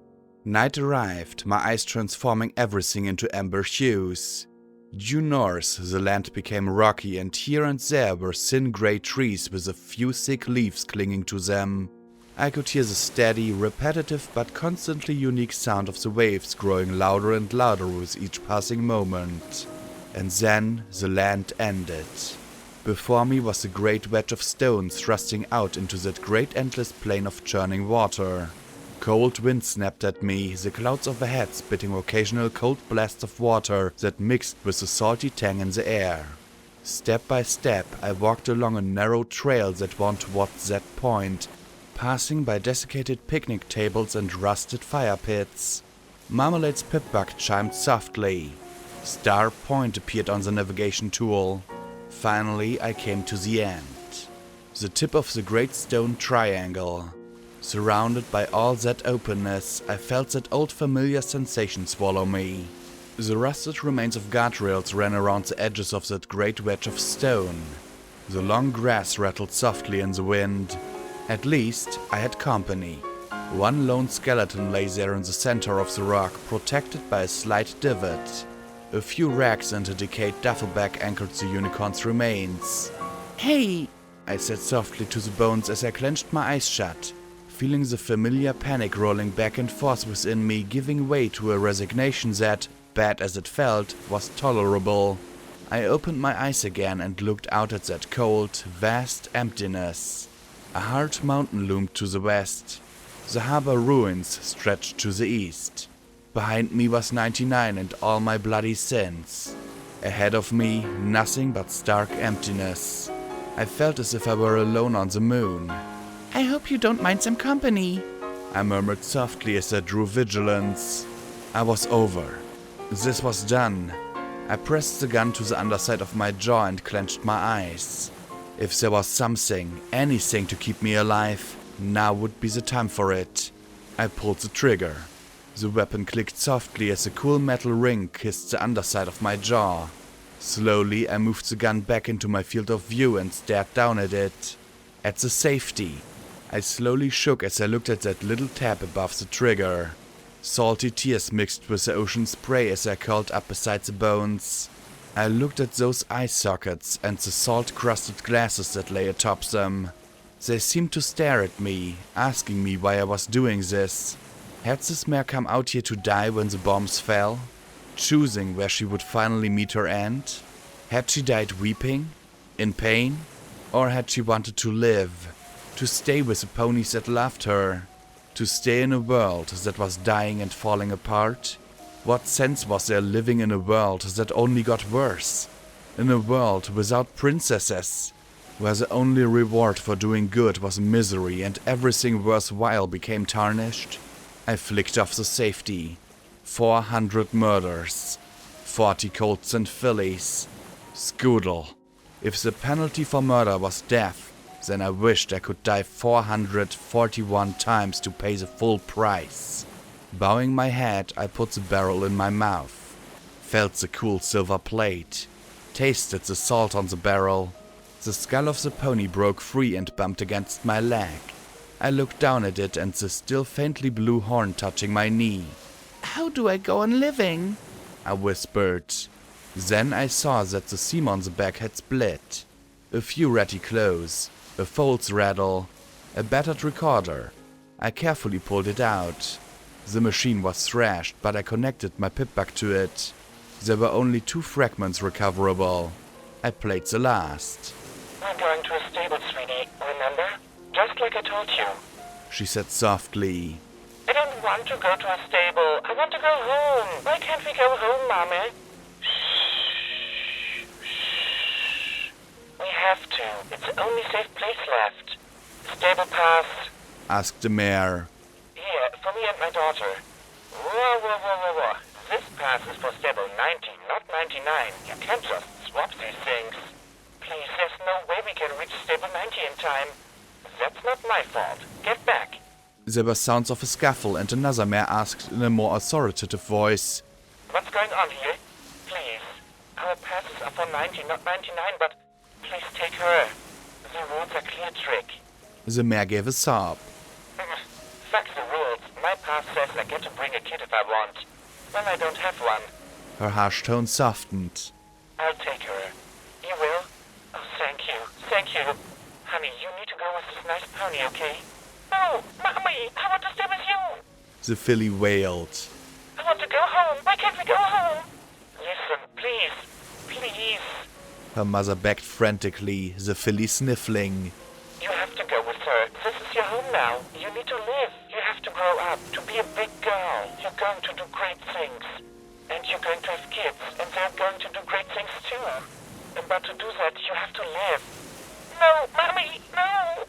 Always remember how proud I am of you, how glad I am to see you go becoming such a good girl. You kept me going, you kept me strong. And now you have to go and help other ponies too. Please, promise me you'll keep going. Promise me you'll live. A sob, a sniffle, and then the filly said, I promise, Mommy. I promise. That's my big girl. My good girl. You have stars in your eyes. Don't ever forget that. I've got to see the stable, ma'am. The mare said softly. There's a whole mob coming. Thank you. a sniff and a nuzzle. I love you. I love you. I love you too, Mommy. The little filly blubbered. I love you. Come on, honey. Let's get inside. I'll show you a trick. It's my super special talent. Goodbye. The mother whispered. There was a metallic grind of the door rolling into place. I wept as I looked down at her bones. She'd given her daughter away to save her. How many parents had made that same sacrifice? Who had something they loved so much that it was more important than their own life? What was I living for? What would I be willing to die for? Glory? I cared for her, maybe even loved her a little. Revenge? No. As much as I hated Sanguine for what he did, I didn't have some burning vendetta in my heart. Was it virtue? Friendship? Were either of those enough? Would I be here if they were? I pressed the gun to the side of my head, leaning back this time. I clenched my eyes shut, my magic increasing on the trigger. Then I opened my eyes for one last look at the poor, sick world before I left it. Stars. The hole in the clouds was no bigger than my hoof, and only a dozen or so stars twinkled softly in the night. Only a fool would demand power of the stars. Please, I said as I stared up at that gap in the heavens, at those tiny winking jewels in the sky as tears ran down my face. Please, help me. I need something, anything that can make me bear this. My gun trembled as I begged the heavens for something to stop this. To give me a reason to go on, a reason that I could live with. Something that could make the murder of hundreds bearable. My horn brightened. Blackjack? Asked a tiny, metallic voice behind me. What are you doing? Slowly, ever so slowly, I turned to look at the bobbing sprite bot. Watcher? I whispered, my voice cracking. Those robotic eyes just stayed focused on me as I sniffed and said, I'm afraid I fucked up again. The tiny machine bobbed closer. I disagree with that. Why don't you put the gun down and tell me about it? Slowly, I lowered the weapon and told the robot everything that happened from the gas station to now. I told him everything, my lies and fears, and how much I hated myself for wanting to die when so many others wanted to live but didn't. This poor mare had lost everything to save her daughter. Why couldn't I find a reason to live in this dying, poisoned world? Wow, Blackjack, just wow, the robot said in its tinny voice. I'm sorry, I can't imagine anything that would make that easier. Yeah, I said as I faced the robot. You told me the way to survive Scoodle's death was to fight every second to make things better. But I haven't made things better. I've just raised my death count by a factor of 10. I closed my eyes. You told me you knew ponies whose fuck-ups killed millions. Do you think those ponies could have lived with those deaths? I don't know. I really don't. How do you survive, Watcher? I asked quietly. What do you mean? Well, you watch the wasteland. You try and get ponies to do good things. You've seen failure time and time again. You've seen the wasteland decaying. What keeps you going? I asked softly. He fluttered before me. Hope, he replied after a minute. Hopes that someday my mistakes can be forgiven and hopes that Equestria can heal. I looked out at that endless dark water. I don't see how any pony can have hope anymore. The sprite bot just bobbed there for a second. Then he said quietly, Would you like me to show you? What? I asked as I looked at the bot sharply. You're literally only a few minutes from me. If you promise not to tell another soul. And I showed you what gives me hope day after day. Do you think you could live? I just stared at him and then gave a shrug. Maybe. Then stay there and don't move. With a crackle, the bug robot resumed its normal behavior and flew back into the grey woods. Don't move? I looked around the flat slab of rock. The rainy woods. The black waters. The grey ruins and the looming dark mountains. 1 minute. 2. I sighed and then saw something glint through the tear in the bag. The frame was corroded and flaked from the salt, but the glass had preserved the drawing within. The unicorn mare with the streaks in her mane looked down at the small filly in her semblance, holding her still for the artist. I looked at the 2 streaks of color in her shaggy mane, rather like a shunk and not like her mother at all. Even after 2 centuries, there was a bright light in the filly's eyes. I supposed that could have been artist's fancy though. Then I stared hard at the mother. I'd seen her before, but where? And then I was flying through the air, screaming like crazy as the dark waves flashed beneath me. Razor-sharp talons tightened against me as we flew higher and higher, powerful wings blasting me with a gale. I looked at the massive reptilian head, the scaly purple hide and the lashing tail as we lifted clear up into the clouds. All the while I screamed like crazy. This was not how I wanted to die. Relax, Blackjack. The dragon growled in its deep voice. I told you I was coming to get you, didn't I? He said as he flew higher up through the tops of the clouds and higher still towards a cave near the top of the suddenly much closer mountain. Watcher? He grinned down at me. I took a deep breath and yelled at the top of my lungs. Couldn't you have mentioned you're a friggin' dragon?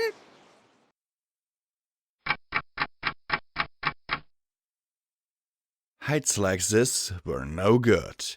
No good at all. I was glad the flight was mercifully brief and that I hadn't the opportunity to soil my armor before I was deposited inside the cave. The large purple and green dragon immediately started to check the cave. Wait here, he growled as I stood next to a massive pile of gems. If that treasure wasn't what he was so worried about, then I didn't worry about idly kicking a few errant diamonds back towards the heap. On one spot of the floor was a black charred patch that reeked of burnt flesh. I gave it a wide berth. He returned with a relieved look on his face, walking to the pile of gems and flopping down on it as he pressed a hand to his chest. Phew, I don't think I've left my cave in forever. It looks like Sunclave didn't have time to sneak in and try something. He looked at the burnt patch on the floor. They're a little bit sore with me at the moment. The sheer absurdity of the situation snapped me back out of my funk enough for me to smile and approach, extending a hoof. Hi, I'm Blackjack, and you are? Spike, he replied as he rolled onto his side, reaching down and shaking my hoof with remarkable care. Though most ponies, and I can count the exceptions on 2 hands, only know me as Watcher. Well, thanks, I said as I looked at the massive dragon and sat down hard. You know, I really was not expecting this, I said as I gestured with my forehoofs. I figured you were some ghoul sitting in a shack or bunker somewhere. Ponies aren't the only ones concerned with the future of Equestria. Griffins, zebras, even dragons have a stake in seeing it put back to normal. I'm still a little fuzzy as to why. Your name rings a bell. He sighed with a sad little smile. No surprise. Rarity always kept me on a low profile. With so many dragons helping the zebras, well, it got awkward. He sat up a little. You're looking at Twilight Sparkle's #1 assistant. I stared at him and gave my head a hard shake. Twilight Sparkle had a dragon as an assistant? Well, I was just a baby at the time. He replied with a modest smile. This was a long time ago. Before the ministries, the war, everything. Back when it was just the 7 of us in Ponyville and my biggest problems were Diamond Dogs kidnapping Rarity. He looked wistfully away. Sometimes I can close my eyes and almost smell Twilight's daffodil and daisy sandwich. That stabbed me. As if that will ever happen again. I muttered, my gaze dropping. That claw reached down to tilt my face up. It will. You asked me what it was that gives me hope every day. Hope to try and help ponies in the wasteland. To help them do better. I swallowed hard and nodded. Please, please let this be what I needed. He slowly stood once more and started towards the back of the cave. Why don't you come with me? You need to see something. What? I asked as I followed. The thing that may someday save Equestria.